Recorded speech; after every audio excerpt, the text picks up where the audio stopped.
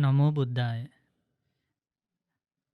මුළු ලෝකෙම ඒ අරහත් සම්මා සම්බුදුරජාණන් වහන්සේගේ උතුම් සම්බුද්ධත්වය ගැන සිහිකරන ඒ සම්බුද්ධත්වය ගැන කතාවෙන අද වගේ උතුම් වෙසක් පුන් පොහෝ දිනක අප හැම දෙනාටම ඒ උතුම් ධර්මයේ කරුණු කීපයක් පැහැදිලි කරලා දෙන්න අප කෙරේ අනුකම්පාවෙන් ගුරු දේවෝත්තම පින්වත් ලොකු ස්වාමීන් වහන්සේ වැඩම කර සිටීම අපිට හරි භාග්‍යයක්. ඉතින් පින්න ස්වාමීන් වහන්සේ කෙරේ බොහෝම ගෞරවයෙන් අපි අවසර ඉල්ලා සිටිනවා ඒ කරුණු දැනගන්න ස්වාමීන් වහන්සේගෙන්. ස්වාමීන් වහන්සේ බුදුරජාණන් වහන්සේ පහළ වෙන්න කලින් ලෝකේ බොහෝ දෘෂ්ටි තිබුණා කියලා අපි අහලා තියෙනවා. ඉතින් ඒ දෘෂ්ටි මැද තමයි භාග්‍යතුන් වහන්සේ පහළ වුණේ කියලා. එතකොට ස්වාමීනි දැන් එහෙම පහළ වෙලා බුදුරජාණන් වහන්සේත් එක්තරා දෘෂ්ටියක් පැහැදිලි කළා කියලා අපිට අහන්න ලැබෙනවා සම්මාදිට්ඨිය කියලා. එතකොට ස්වාමීනි මේ ඒ බුදුරජාණන්සේ පහළ වෙන්න කලින් තිබුණු දෘෂ්ටි බුදුරජාණන්සේ පහළ වෙලා මේ ලෝක සත්‍යයට ලබලා දෙන්න හදාපු දෘෂ්ටි ගැන අපිට කියලා දෙන්න පුළුවන්ද? හැම දිනාටම තෙරුවන් සරණයි. ඒක ස්වාමීන් වහන්සේ මෙහෙමයි. මිනිස්යාට මේ දෘෂ්ටිය කියන එක ඇති වෙන්නේ ආවට ගියට නෙමෙයි. ඒකත් හේතු සහිතව කරුණු කාරණා සහිතව ඇති වෙන්නේ. දෘෂ්ටි ඇති වෙනවා කියලා කියන්නේ දෘෂ්ටි කියලා කියන්නේ මිනිස්යාගේ දැක්ම. මිනිස්යාගේ අපි කියන්නේ විෂන් එක. එහෙම නැත්නම් දැක්ම. එයා ජීවිතය ගැන තේරුම් ගන්න දේ ඒක තමයි දෘෂ්ටි කියලා කියන්නේ. එතකොට මේ මිනිස්සු කියලා කියන්නේ ගොළුව පිරිසක් නෙමෙයි. මේ මිනිස්සු හැම දෙයක් ගැනම එකිනෙකා අතර මේ වචන හුවමාරු කරගන්නවා. එකිනෙකා අතර අදහස් හුවමාරු කරගන්නවා. මේ අදහස් හුවමාරු කර ගැනීම ඔස්සේ තමයි මේ මිනිස්යන්ගේ දැක්ම සකස් වෙන්නේ. එතකොට බුදු කෙනෙක් පහළ නොවන තාක්කල් අවබෝධ ලැබපු කෙනෙක් නැහැ. මිනිස්යාට අදහස් හුවමාරු කරලා දෙන්න. එතකොට තම තමන්ගේ සීමාවල් වල ඉඳලා තම තමන් ජීවිතය ගැන බලන කෝණ වලින් තමන් තේරුම් ගන්න දේ මිනිස්සු කරන්නේ ඒක අන් අයට කියනවා. එතකොට අන් අයට ඒක කියන්න ගියාම ඒ කියන දේ වැරදි දෙයක් නම් ඒ වැරදි දේ තමයි අහන එක්කෙනා ගන්නෙ. ඒ වගේ ලෝකෙ මේ දක්වාමත් අනාගතයේ ප්‍රධාන වශයෙන් දෘෂ්ටි දෙකක් තියෙනවා. මේ දෙක තමයි එකකට කියනවා ඇත යන අන්තය කියලා. ඒ කියන්නේ මරණින් මත්තේ සදාකාලික පැවැත්මක් ඇත කියන අන්තය. ඒකට කියනවා සාස්වත දෘෂ්ටිය කියලා. අනිත් එකට කියනවා නැත යන අන්තය කියලා. මරණින් මත්තේ මොකවත් නැහැ. ඉන්නකම් කාලා බීලා විනෝදෙන් හිටපන් කියන එක. එතකොට මේක කවුරු හරි කියන්න ඕනේ අපිට. මරණින් මත්තේ මොකවත් නැහැ, වැඩක් නැහැ. ඉන්නකම් හොඳට චූන් එකේ කාලා බීලා හිටපන්. මරුණට පස්සේ මොකද්ද කියලා. ඒකත් ඇත්ත තමයි. කියලා ඔන්න දෘෂ්ටියක් ගන්නවා. දැන් අපි ගත්තොත් සාමාන්‍යයෙන් දේශපාලන මත ඔස්සේ දෘෂ්ටි යනවා. ඊළඟට සමහර වෛද්‍යවරුත් එක එක තම තමන්ගේ මතවාද දෘෂ්ටි මිනිසුන්ට කියනවා.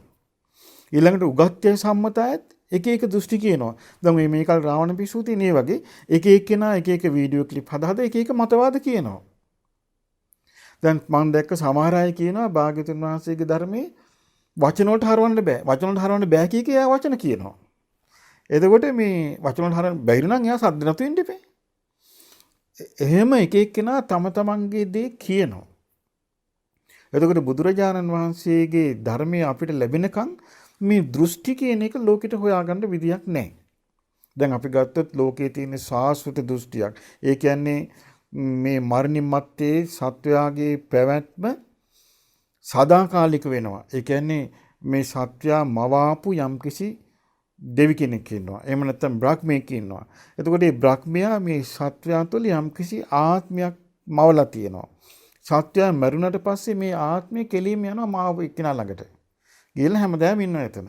ඒක තමයි සාස්වත දෘෂ්ටිය කියලා කියන්නේ. උච්ඡේද දෘෂ්ටිය කියන්නේ එහෙම දෙයක් නෑ. මේ මිනිස්සයා මරුණට පස්සේ මිනිස්සයාගේ මුකුත් යන්න දෙයක් නැහැ. මෙතනින්ම ඉවරයි. ඒ නිසා කාලවේල හිටපන් කියන එක. මේ මත දෙක තමයි මේ ලෝකේ හැමදේම සංසරණය වෙන්නේ. ඒකට හේතුව තමයි මේ මත වලින් එහාට යමක් මේ මිනිසුන්ට අල්ලන්න බෑ. කොටිම මිනිසුන්ට විතරක් නෙමෙයි දෙවියන්ටත් බෑ.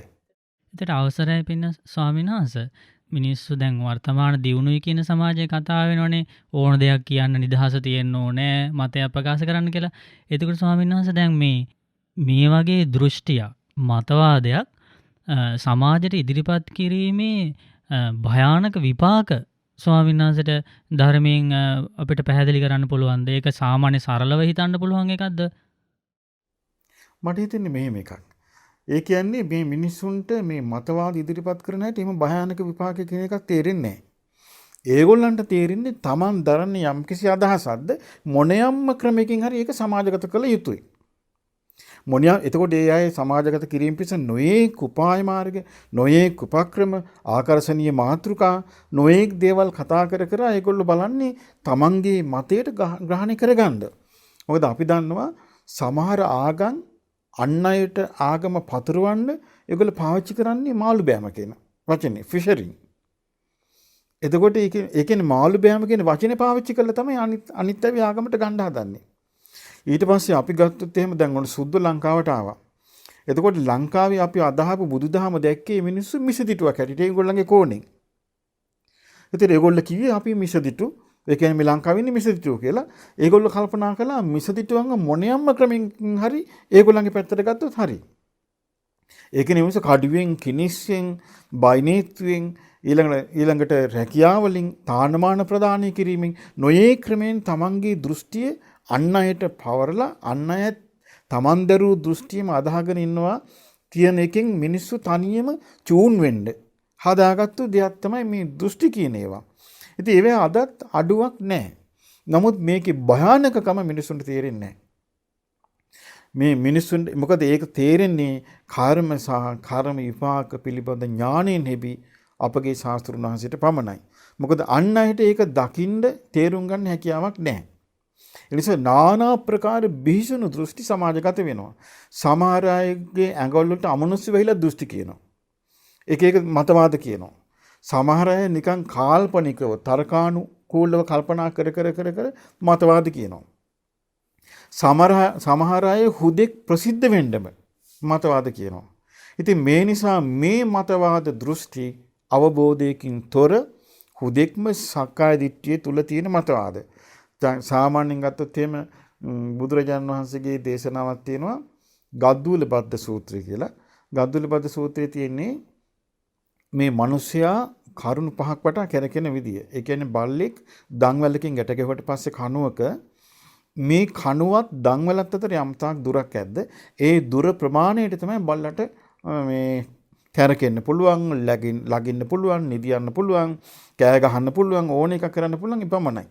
එතකොට දෘෂ්ටිගත වෙච්ච මිනිස්යාටත් ඒ දෘෂ්ටියට සීමා වෙච්ච දේ තමයි මේ මිනිස්යාට තියෙන විඳින දුක. ඒ කියන්නේ මිනිස්යාට තියෙන පංච උපාදානස්කන්ධය නැමැති දුක්ඛය තුල තමයි මේ මිනිස්යා කියන සියලුම මතවාද වර්තමානයේ කරන්නේ.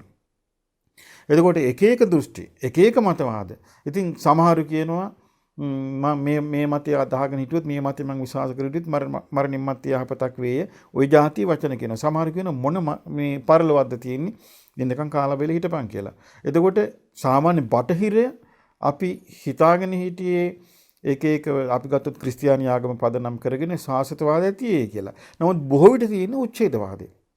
කොමියුනිස්ට් රටවල තියෙන්නේ උච්ඡේදවාදය. එතකොට ඉන්දියාවේ තියෙන්නේ බහුදේවවාදය තුලත් සාසතවාදය. එතකොට ආත්මවාදී තියෙන්නේ. දැන් බෞද්ධ අය හැටියට ලංකාවේ වුණත් ලෝකේ වුණත් ධර්මයේ හරියට තේරුම් ගත්තු නැති අය තියෙන්නේ ওই දෘෂ්ටි දෙකමයි.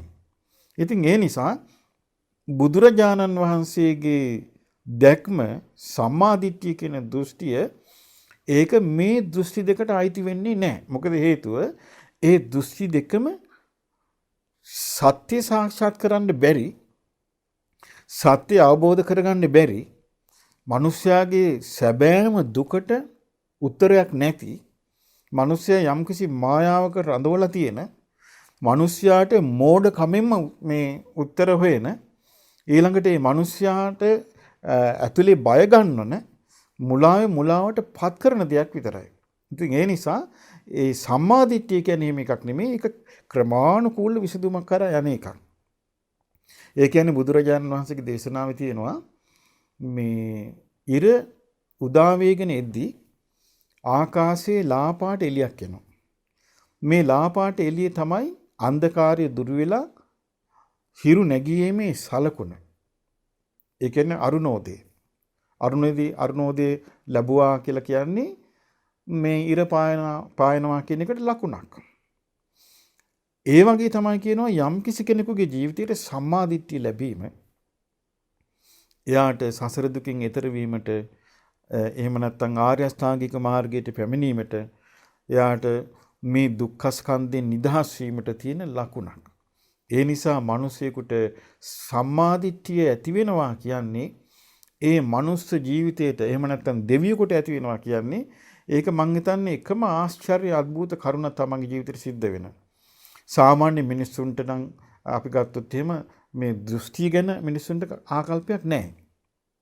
ඒ කියන්නේ මිනිස්සු ආසේ එක්ක හොඳට කාලා බීලා ඉන්න, එක්ක කොහේ හරි ගමනක් ගිහලා විනෝද වෙන්න, එක්ක ප්ලේන් එකක යන්න, එක්ක ලොකු වාහනයක යන්න. මේ වගේ අර ලෞකික සීමාවල මිනිස්සු හිර වෙවි ඉන්නවා මිසක් තමන්ගේ කල්පනාව තමන්ගේ ජීවිතය තුළ තියෙන තීරණාත්මක සාධකයක් කියලා මිනිස්සුන්ට තේරෙන්නේ නැහැ.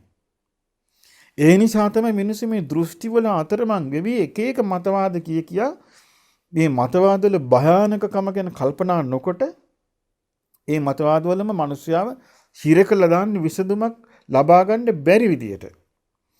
දැන් බුදුරජාණන් වහන්සේගේ ධර්මය තුල සම්මාදිට්ඨිය ඇති වෙනවා කියන්නේ ඒක නෙමෙයි විසඳුමක්. හොඳ විසඳුමක ආරම්භයක්. ඉතින් ඒ නිසා බුදුරජාණන් වහන්සේ වදාළ සම්මාදිට්ඨිය අර ඇත කියන අන්තයට අයිතිත් නැහැ. නැත කියන අන්තයට අයිතිත් නැහැ. ඒ කියන්නේ සාසත දුස්සිත අයිතිත් නැහැ. උච්ඡේද දුස්සිත අයිතිත් නැහැ. මරණින් මත්තේ සදාකාලික පැවැත්මක් ඇත කියන දෘෂ්ටියට අයිතිත් නැහැ. මරණින් මත්තේ කිසිවක් නැත කියන දෘෂ්ටියට අයිතිත් නැහැ. බුදුරජාණන් වහන්සේගේ ධර්මයේ තුල චතුරාර්ය සත්‍ය කතා කරන්න පුළුවන් කොහොමද? හේතු සහිතව ඵල හට ගන්නවා. හේතු නැති වෙනකට ඵල නැති වෙනවා කියන ධර්ම න්‍යාය මත. ඉතින් ඒකෙදි බුදුරජාණන් වහන්සේ වදාළේ බුදු කෙනෙක් පහළ වුණත් නැතත් ඒක ලෝකේ තියෙන එකක්. හේතු නිසා ඵල හට ගැනීමත් හේතු නැති වෙනකට ඵල නැතිවීමේ ධර්මතාවය.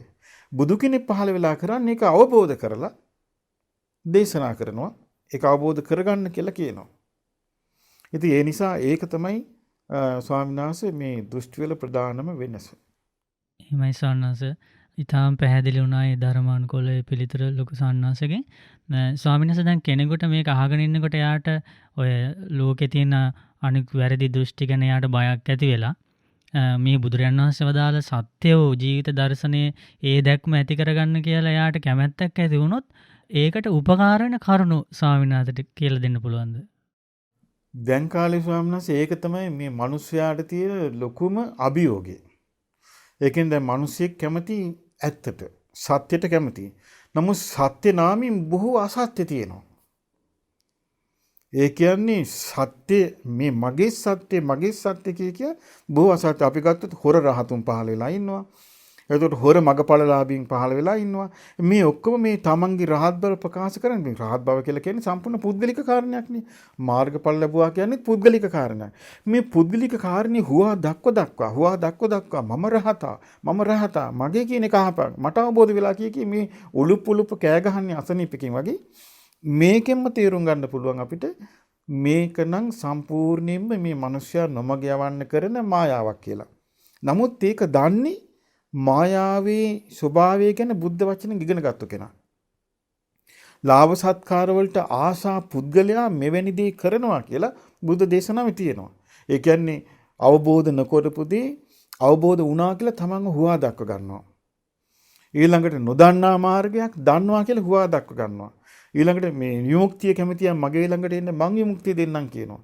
එතකොට අර සත්‍යයට ආසා කරන මිනිසයාට උනත් හරිහමං විදිහට සත්‍ය තෝරා ගැනීමේ විවේක බුද්ධිය නැත්තම් ඒ මිනිස්යාට හිතෙනවා මෙයා එක පැහැර හඬින් මේක හඬ නගා කියනවා. යම් කිසි විදිහකින් මෙයා අවබෝධ කළා වද්ද කියලා මිනිස්සුන්ට සැකයක් හට ගන්නවා. ඒ සැකේ තමයි මේ මනුස්සයා එතනට යවන්නේ. අවබෝධය නෙමෙයි. අනික සැකේ තුල ගියපු මනුස්සයා එතනට ගිහිල්ලා ඊට පස්සේ එයාව ඒ පුද්ගලයා පිහිට කොට වාසය කරගන්නවා. මේ පුද්ගලයා මට විමුක්තියක් සලසා දේවි කියලා. ඉන්දියාවේ හිටිය ඒ කාලේ සායිබබා කියලා මිනිස්සෙක් එයාත් ඕක තමයි කළේ. මිනිස්සු විමුක්තියට ආස මිනිස්සු යාගාවට යනවා. යාගාවට ගියාම මිනිස්සු කියනවා සමහර අය කියනවා අපි ඒ කාලේ යාගේ පොත් බලලා තියෙනවා. සමහර මිනිස්සු කියනවා අනේ මට මේ සංසාරේ නිදහස් වෙන්න ඕනේ. බොහොම හොඳයි. මම ඔබට ඒක කරලා දෙන්නම්. ඔබ මට භජන් කරපන්. මේ වගේ කරන්න කියලා. සමහර අයට කියනවා මේ සමහර ඒ කාලේ පැමිණිලි පවා තිබුණා. විදේශක අයට කියනවා මම දැන් මොකද්ද කරන්න ඕනේ කියලා. එයාගෙන් තමයි උත්තරේ ප්‍රශ්න අහන්නේ. මම දැන් මොකද්ද කරන්න ඕනේ කියලා. ඒ කියන්නේ කෝටිපති ව්‍යාපාරික මිනිස්සු කෝටිපති නෝනලා ධනෙ තියන අය කියනවා. ඒතකොට කියනවා ඕක ඔක්කොම විකුණපන් ඔය ආයතන විකුණලා මෙහෙට පරිත්‍යාග කරපන්. කළා උඹගේ ජීවිතය සම්පූර්ණ මේක කැපවෙයන්. උඹට අන්තිම විමුක්තිය ලැබෙනවා කියලා. එතකොට මේ පුද්ගලයාගේ විමුක්තිය ලබා දීම සඳහා මේ යටින් යන හොඳ ගරාණ කේස් එකක්. එතකොට නමුත් අර පුද්ගලයා කෙරෙහි තියෙන විශ්වාසය නිසා නෑ මෙයා නම් අවබෝධ කළා මෙයා නම් උපකාර කරනවාමයි. ඒ නිසා මෙයාගේ වචනය අල්ලගෙන ගියොත් අපිට ගැලවෙන්න පුළුවන් කියලා මොකද කරන්නේ? ඒ පස්සේ යනවා. ඒ පස්සේ ගිහිල්ලා අන්තිම වෙද්දී මුකුත් නැහැ. මට මතකයි සමහර ඒ කාලේ සමහර කාන්තාවෝ අඬා කියපුවා තිබුණා මං මගේ හැම දේපලම විකුණලා ඇවිල්ලා මං හිතන්නේ ඉතාලියේ හරි ඕස්ට්‍රියාවේ හරි නෝනලා මං හැමදේම විකුණලා මං මෙතනට ආවා මං හැමදේම දුන්නා මම නමුත් මට තාම දුක තියෙනවා කියලා. නමුත් මේ සායිබබා ඉන්න කාලේ කියන්නේ උඹට අනිවාර්යයෙන්ම විමුක්තිය ලැබෙනවා. උඹට ඒක මම කරලා දෙන්නම් කියලා.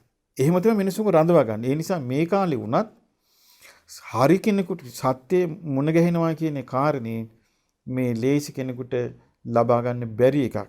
ඒකට හේතුව තමයි ගොඩාක් මිනිස්සු කරන්නේ අන් කෙනාව සාධාරණ කරුණු මත. ඒ කියන්නේ අපි ගත්තොත් එහෙම අපි හිත පහදවන්න ඕනේ බුදුරජාණන් වහන්සේ ගැනයි.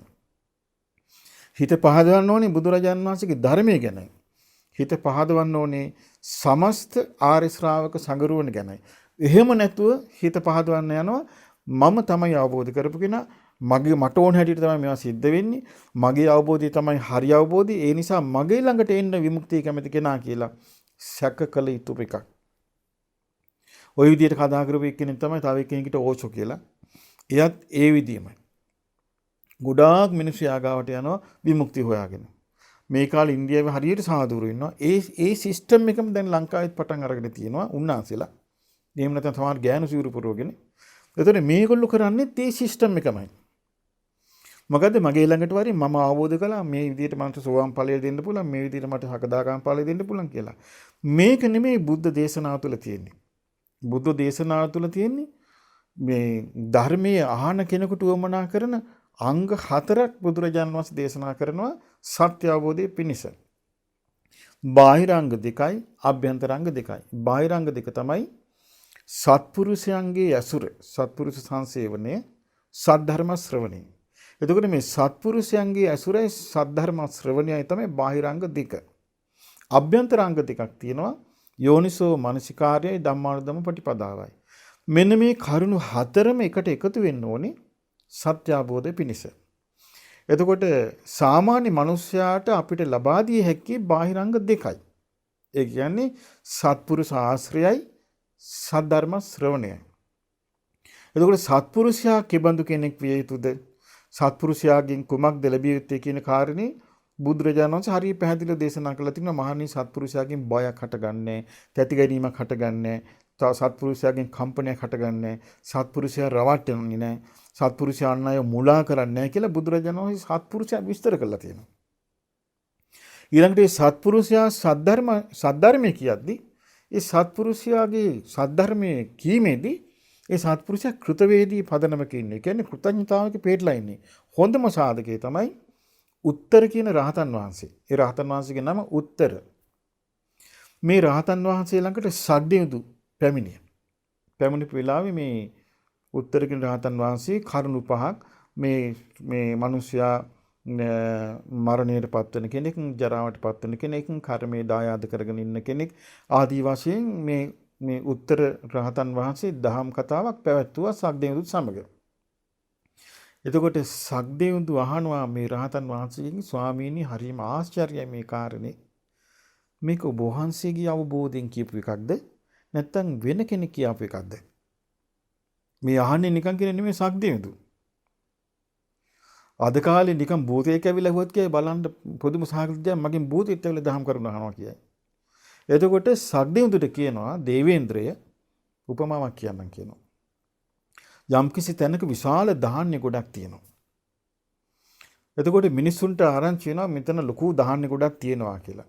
එතකොට එක මිනිස්සු ඒගොල්ලන්ගේ ශක්ති පමණින් මලු, පෙට්ටි, කූඩා ආදී භාජන අරගෙන ගිහිල්ලා ඒ ධාන්‍ය තම තමන්ට ශක්ති පමණින් පුරවාගෙන එනවා. එතකොට කෙනෙකුගෙන් අහනවා මේ වාට ධාන්‍ය හම්බෙලා තියෙන්නේ. වාට කොහෙන්ද මේවා? එතකොට සත්‍යවාදී කෙනෙක් නම් මේක මම වගා කළ මම උපද්දපුවා කියලා කියන්නේ. කියන්නේ අසවල් තැන ධාන්‍ය කොටක් තියෙනවා.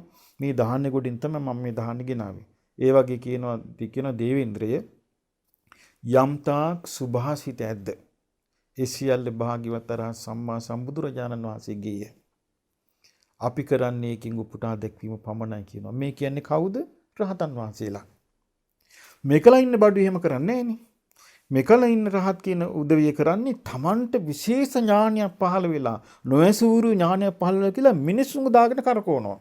එතකොට මේක සත්‍ය අවබෝධ කරන කෙනෙකුට තියෙන, සත්‍යයට කැමති කෙනෙකුට තියෙන විශාලතම බාධාවයි. ඉතින් මේක මිනිස්සයා නිදහසේ තේරුම් ගන්න මිනිස්සු බුද්ධිමත් නැහැ. ඉතින් මිනිස්සු බුද්ධිමත් නැහැ කියන කාරණේ මොකද්ද? ඒකට හේතුව මොකද්ද? බාහිර අංග දෙක අපි ශක්ති පමණින් ලබා දෙනවා. මොකද්ද? සත්පුරුෂ ආශ්‍රයයි සද්ධර්ම ශ්‍රවණයයි. අභ්‍යන්තර අංග දෙකේ දෝෂේ. මොකද්ද? යෝනිසෝ මනසිකාරයේ තියෙන දුර්වලකමයි ධර්මානුධර්ම ප්‍රතිපදාවට තියෙන දුර්වලකමයි. ඉතින් යෝනිසෝ මනසිකාරයේ තියෙන්න ඕනේ ධර්මානුධර්ම ප්‍රතිපදාවට. යෝනිසෝ මනසිකාරය කියන්නේ තමන් ඒ වදාරන ලද ධර්මයට අනුකූල වූ හැසිරීමකින් යුක්තව සිටින්න පුළුවන්කම. ඒක ධර්මානුකූල ප්‍රතිපදාව කියන්නේ. ඒ දෙක එකට තියෙන වෙන් කරන්න බෑ. යෝනිසෝ මනසිකාරය ධර්මානුධර්ම ප්‍රතිපදාවයි. ඒ දෙක හරියට තිබ්බොත් අවබෝධ වෙනවා. දැන් බලන්න මේ මිහිඳු මහරහතන් වහන්සේ ලංකාවට වැඩම කළා. ලංකාවේ මිනිස්සුන්ට දහම් කරුණ කිව්වා. දැන් പ്രേත වස්තු කිව්වා. මේ කාරණා කිව්වොත් പ്രേතලෝක යනවා. මිනිස්සු පිළිගත්තා ඒක වෙන්න පුළුවන්. ඊට පස්සේ කිව්වා මේ කාරණා නිසා දෙවියන් අතරේ උපදිනවා. බොහොම හොඳයි ඒක. යහපත් දේ කිරීමෙන් දෙවියන් අතර උපදිනවා කියලා. දිවි ලෝකෙට ගැරෙන්නේ නැහැ. දැන් අපි දෙවියන් අතර උපදින්න කිව්වොත් ඒකට ගරහනවා. හැබැයි පුළුවන් තරම් අර රාවණ කියන අසුරයාගේ සමාදම් කරනවා. ඒකට කවුරුත් මොකුත් කියන්නේ නැහැ. මිනිසුන් අසුර ලෝකෙට මේ රංචු පිටින් පෙරහැරට දක්වනවා. ඒකට මොකුත් කියන්නේ නැහැ. එතකොට මේකෙන් පේනවා මිනිසුන්ගේ අයෝනිසෝ මානසිකාරී නෝනින් කල්පනා කරන්න බැරි බව මේ කාලේ මිනිසුන්ට සාපයක් වෙලා තියෙන්නේ. ඉතින් අපිට තේරෙන්නේ මේ සාපේ මිනිස්සු අත්මිදිනවට වඩා ඒ සාපෙටම ඇදී යන එකක් තමයි මිනිස්සුන්ගේ පේන්නේ. ඉතින් ඒ නිසා මේ කාලේ මිනිස්සයා ගැන ඇත්ත වශයෙන්ම අපිට සංවේගයටපත් වෙන අහෝ මනුස්ස ලෝකේ ක්‍රමානුකූලව ගුණාත්මක වශයෙන් පිරිහීමින් යනවා. නුවණින් මෙනෙහි කිරීමේ හැකියාවෙන් පිරිහීමින් යනවා කියලා මිසක් අපිට වෙන දෙයක් කතා කරන්න නැහැ. අපි මේ ඔබ වහන්සේ අහපු ප්‍රශ්නේ තමයි මේ මිනිසුන්ට මේ අවබෝධ කරගන්න උපකාර වෙන දේවල්. ඉතින් අවබෝධ කරගන්න උපකාර වෙන කර්ම හතරයි. මොකද්ද? සද්ධර්ම සත්පුරුෂයන්ගේ ආශ්‍රේ සද්ධර්ම ශ්‍රවණය. එතකොට නමුත් අභ්‍යන්තරේ නැත්තම් යෝනිසෝ මනසිකාරය. එයාට ධර්මානුධර්ම ප්‍රතිපදාවක හැසිරෙන්නේ නැහැ. අනිත් එක තමයි ස්වාමීන් වහන්සේ මේ ධර්ම කතාවේ ශ්‍රවණ මාත්‍රයෙන් එහෙම නැත්නම් කථිත මාත්‍රයෙන්, කථිත කියන්නේ කිවි මාත්‍රයකින් සවන්දුන් මාත්‍රයකින් වාසං වෙන එක මේක ක්‍රමානුකූල ප්‍රතිපදාවක්. දැන් අපි ගත්තොත් මේ ක්‍රමානුකූල ප්‍රතිපදාව තියෙද්දි සත්‍ය අවබෝධ කරන්නේ මගේ වැඩසටහනකට එන්න විනාඩි 10ක් හිත සමාධිමත් කරගෙන ඉන්න මම ප්‍රථම ධ්‍යානට දාලා දෙන්නම්. මෙහෙම කතාව දැන් යන්නේ. මම දෙවෙනි ධ්‍යානට දාලා දෙන්නම්. මම මාර්ගඵල අවබෝධ කරලා දෙන්නම්. එහෙම එකක් නැහැ. මේකේ තියෙන්නේ යම් කිසි කෙනෙක් මේ බුදුරජාන් වහන්සේගේ ධර්මයේ තුල කරා නම් ඒ කරලා තියෙන්නේ ශාස්ත්‍රුන් වහන්සේමයි. ඒ කියන්නේ යම් කෙනෙක් සම්මාදිට්ඨිය ඇති කරගත්තද සම්මාදිට්ඨිය ඇති කරන්න උදව් කරලා තියෙන්නේ භාග්‍යවතුන් වහන්සේ. යම් කෙනෙක් සද්ධානුසාරී වුණාද ධම්මානුසාරී වුණාද සෝවාන් වුණාද ඒ ඔක්කොටම උපකාර කරලා තියෙන්නේ ශාස්ත්‍රුන් වහන්සේ. එතකොට ධර්මයේ හරි විදිහට අහු වුණා නම් එයා තුළ පිහිටන්නේ ඉස්සල්ලාම ශාස්ත්‍රු ගෞරවය. දැන් පිහිටන්නේ ශාස්ත්‍රු ගෞරවය නෙමෙයි. අසවලා මාව ඊතර කෙරෙව්වා. අසවලා මට මඟපල් ලබා දුන්නා. අසවලා කියලා මේ ඝනදිනුව තුළ මිනිසුන්ට සත්‍යයේ ඡායාවක්වත් හමු වෙන්නේ නැහැ. ඒ නිසා එවන් අභාග්‍ය සම්පන්න කාල පරිච්ඡේදයක තමයි අපි මේ වාසය කරන්නේ. නමුත් ඉතින් වාසනාවකට අවුරුදු පතා අපට වෙසක් එනවා. වෙසක් කියලා කියන්නේ වෙනසක් කියන එක නෙමෙයි වෛසාඛ කියන එකේ සිංහල වචන වෙසක්. එතකොට මේ වෙසක් පොන් පොහොය නිමිත්තෙන් අද වගේ දවසකවත් අපි කල්පනා කළ යුතුයි සත්‍යයට ආශා කරන කෙනෙකුට සත්පුරුෂ අසුරයි සද්ධර්ම ශ්‍රවණයයි. මොකද සත්පුරුෂයා ගුණ සම්පත්වල මිනිස්යාව සමාදම් කරනවා. ඒක තමයි සත්පුරුෂයාගේ ලක්ෂණය. සත්පුරුෂයා මිනිස්යාව වරදී සමාදම් කරවන්නේ නැහැ. ඊළඟට වරදට පොළඹවන්නේ නැහැ. වරද සම්මත කරන්නේ නැහැ. එතකොට සත්පුරුෂයා මිනිස්යාව ගුණ සම්පත්වල පිහිටවනවා. ඊළඟට මිනිස්යාට සද්ධර්මය කියා දෙනවා. ඉතින් මේ කරුණු දෙක මිනිස්යාට හරි විදිහට ලැබිලා ඒ මිනිස්යා තුළ තිබුණොත් යෝනිසෝ මනසිකාරයයි ධම්මානුධම්ම ප්‍රතිපදාවයි එයා මේ ධර්මයේ යම් කිසි ප්‍රමාණයකට හරි අල්ලගන්න වාසනාවන්ත වෙයි. එහෙම නැත්නම් එයා ඉතින් ඔය ටෙලිග්‍රාම එකක් නව කතාවක් බැලුවා වගේ තමයි මේක බැලුවා ඊළඟ එක බලනවා වගේ එකක් අහලා ඒක අතහැරලා ඊළඟ එකට යනවා. ඒක අතහැරලා ඊළඟ එකට යනවා. ඔහොම තමයි මිනිස්සුන්ගේ මේ වර්තමාන රටාව. පින ස්වාමීන් වහන්සේ දැන් අපි මං හිතන්නේ බුදුරජාණන් වහන්සේගේ සම්බුද්ධත්වය ගැන කතා කරන්න ගොඩාක්ම හොඳ කාලයක් මේ අපිට දැන් ගත වෙන්නේ. විශේෂයෙන් මේ වෙසක් දින මුල් කරගෙන අපි මේ සිහි කරමින් බුදුරජාණන් වහන්සේගේ සම්බුද්ධත්වය ගැන අපිට ගොඩාක් කරුණු දැනගන්න අපි බොහොම කැමැත්තෙන් ඉන්නේ ස්වාමීන් වහන්සේ. ඉතින් බුදුරජාණන් වහන්සේගේ සම්බුද්ධත්වය ගැන දැනගන්න කලින් ස්වාමීන් වහන්සේට පැහැදිලි කරන්න පුළුවන්ද මේ සම්බුදුරජාණන් වහන්සේ නමකුයි පසේ බුදුරජාණන් වහන්සේ නමකගේ අතර වෙනස? මෙහෙමයි ස්වාමීන් වහන්සේ. පසේ බුදු කෙනෙක් පහළ වෙන්නේ බුදුරජාණන් වහන්සේ නමක් පහළ වෙන්න කලින්. ඒ කියන්නේ බුද්ධ ශාසනය අපි ගත්තොත් එහෙම මේ බුද්ධ ශාසනය අවසන් වෙනවනේ. අවුරුදු 5000ක් ගෙවුනට පස්සේ මේ බුද්ධ ශාසනය අවසන් වෙනවා. ධාතු පරිනිර්වාණයත් එක්කම බුදු කෙනෙක් ගැන ලෝකේ කතා කරන්න කෙනෙක් නැහැ. ඒ වගේම ත්‍රිවිධ සරණ යන්න මිනිසෙකුට අවස්ථාවක් නැහැ. මේ ධර්මයේ කවුරුත් දන්නේ නැහැ. ඒකවලට පරණ දෘෂ්ටි දෙකේම කාල් ගෑවි මිනිස්සු ඉන්න ඕනේ. කාලයාගේ ඇවෑමෙන් ඒ කියන්නේ ඊට පස්සේ ආය ආයුෂ හොඳටම අඩු වෙලා අවුරුදු 10ට අවසන් වෙලා ආය අවුරුදු ලක්ෂයට හිමින් ආයුෂ වැඩි වෙලා ආය අවුරුදු 80000ට ආයුෂ ආපු කාලෙක මෛත්‍රී බුදුරජාණන් වහන්සේ පහළ වෙනවා. මෛත්‍රී බුදුරජාණන් වහන්සේ පහළ වෙන්නේ මේ මහා භද්‍ර කල්පයේමයි. ඒ මෛත්‍රී බුදුරජාණන් වහන්සේ පහළ වෙන්න කලින් මේ ලෝකෙට යන යම් කිසි කාල පරිච්ඡේදයක් එනවා. ඒ කාල පරිච්ඡේදය තමයි පසේ බුදුරුන්ගේ කාලේ. පසේ බුදුරු කියලා කියන්නේ වෙන වෙනම චතුරාර්ය සත්‍ය අවබෝධ කරන මුනිවරු. ඒ වෙන වෙනම චතුරාර්ය සත්‍ය අවබෝධ කරන්නේ තමන්ගේම සංසාරේ පුරන ලද කර්මානුරූපව තමන්ට ලැබෙන යම්කිසි අරමුණක් තමයි විදර්ශනා මානසිකාරයට තමන්ට යොමු වෙන්නේ. යොමු වෙලා ඒ අරමුණ අල්ලගෙන තමන්ම යෝනිසෝ මානසිකාරය යෙදিলা ධම්මානුධම්ම ප්‍රතිපදාව යෙදෙනවා. හැබැයි ඒකට බාහිර උදව්ව නැහැ. ඒ කියන්නේ සද්ධර්ම ශ්‍රවණේ සත්පුරුෂ සංසේවණයයි නැහැ. මොකද සද්ධර්ම ශ්‍රවණේ සත්පුරුෂ සංසේවණය ලැබෙන්නේ බුද්ධ ශාසනයක. පසේ බුදුරුන්ගේ කාලේ සද්ධර්මය කියන කෙනෙක් නැහැ. ඒ නිසා ඒ වගේම සත්පුරුෂ කියලා කියන මේ සද්ධර්මයේ ප්‍රකාශ කරන සත්පුරුෂයත් නැහැ. ඒතකොට යම් යම් සිදුවීම් මුල් කරගෙන යෝනිසෝ මනසිකාරය දෙමින් අර තමන් තුළ තියෙන මේ යෝනිසෝ මනසිකාරයයි ධම්මානුධම්ම ප්‍රතිපදාව කියන ගුණේ පිහිටලා චතුරාර්ය සත්‍ය අවබෝධ කරනවා. ඒ චතුරාර්ය සත්‍ය අවබෝධ කරන්න පාදක වෙච්ච බාහිර උපකාරයක් නැති නිසා දැන් අපි කිව්වොත් එහෙම බණපදයක් අහලා ධර්මය අවබෝධ කරා කියලා ඒ අහපු බණපදයේ තියෙන වචන පද නිරුක්ති අර්ථ විවරණ තියෙනවා. යම් කිසි කෙනෙක් වචන පද නිරුක්ති අර්ථ විවරණ ආදී අහලා අර්ථ ව්‍යංජන වලින් සම්පන්න ධර්මයක් ඇහුවනම් එයාලගේ අදාළ වචන ගොන්න තියෙනවා. එයාට පුළුවන් මේ වචන ටික අනිත් කෙනෙකුට භාවිතයට යොදවන්න. අනිත් කෙනෙකුට කියා දෙන්න. එතකොට ඒක නොයසු විරුද්ධයක් තමන් අවබෝධ කරනවා නම් අන් කෙනෙකුට කියා දෙන්න බෑ. එතකොට පසේ බුදුරජාණන් වහන්සේ අවබෝධ කරපු ධර්මයේ තමන් නොයසු විරුද්ධයක්, තමන් ශ්‍රවණයට කලින් නොගත්තු දෙයක්. හැබැයි ඒ තමන් නොයසු දෙයක් නිසා අවබෝධ වුණාට තමන්ට ඒක විග්‍රහ කරන වචන මාලාව තමන්ට එන්නේ නැහැ. ඒ නිසා පසේ බුදුරජාණන් වහන්සේලා ධර්ම දේශනා කරන්නේ නැහැ. පසේ බුදුරජාණන් වහන්සේලා ධර්මීය අවබෝධ කරලා මේ චතුරාර්ය සත්‍ය අවබෝධ කරලා ඒකයි අර ගන්ධමාදන පර්වතයට ඉන්දියාවේ ගිහිල්ලා මේ හිමාලි එහෙ වැඩ ඉඳලා ඒ වගේම වරින් වර දානමාන ආදී වලට පිණිසගා වැඩලා මිනිස්සුන්ට පසේ බුදුරජාණන් වහන්සේගේ ඇවතුම් පැවතුම් වලින් චරණයෙන් මනුස්සයාගේ හිත පහදවලා ගොඩක් අය එහෙම පින් කර ගන්නවා. එහෙම කළා පසේ බුදුරජාණන් වහන්සේලා පිරිනවම් පානවා. සම්මා සම්බුදු කෙනෙක් පහළ වෙනවා. අන්න සම්මා සම්බුදු රජාණන් වහන්සේගේ විශේෂත්වය මොකද්ද? බුද්ධෝසෝ භගවා බෝධාය ධම්මං දේශේති. බුදුරජාණන් වහන්සේ අන් අයට අවබෝධ වීම පිණිස ධර්මයේ දේශනා කරනවා. ඉතින් ඒකේ තියෙන තත්ත්ව අපරිමාණ ව්‍යංජන.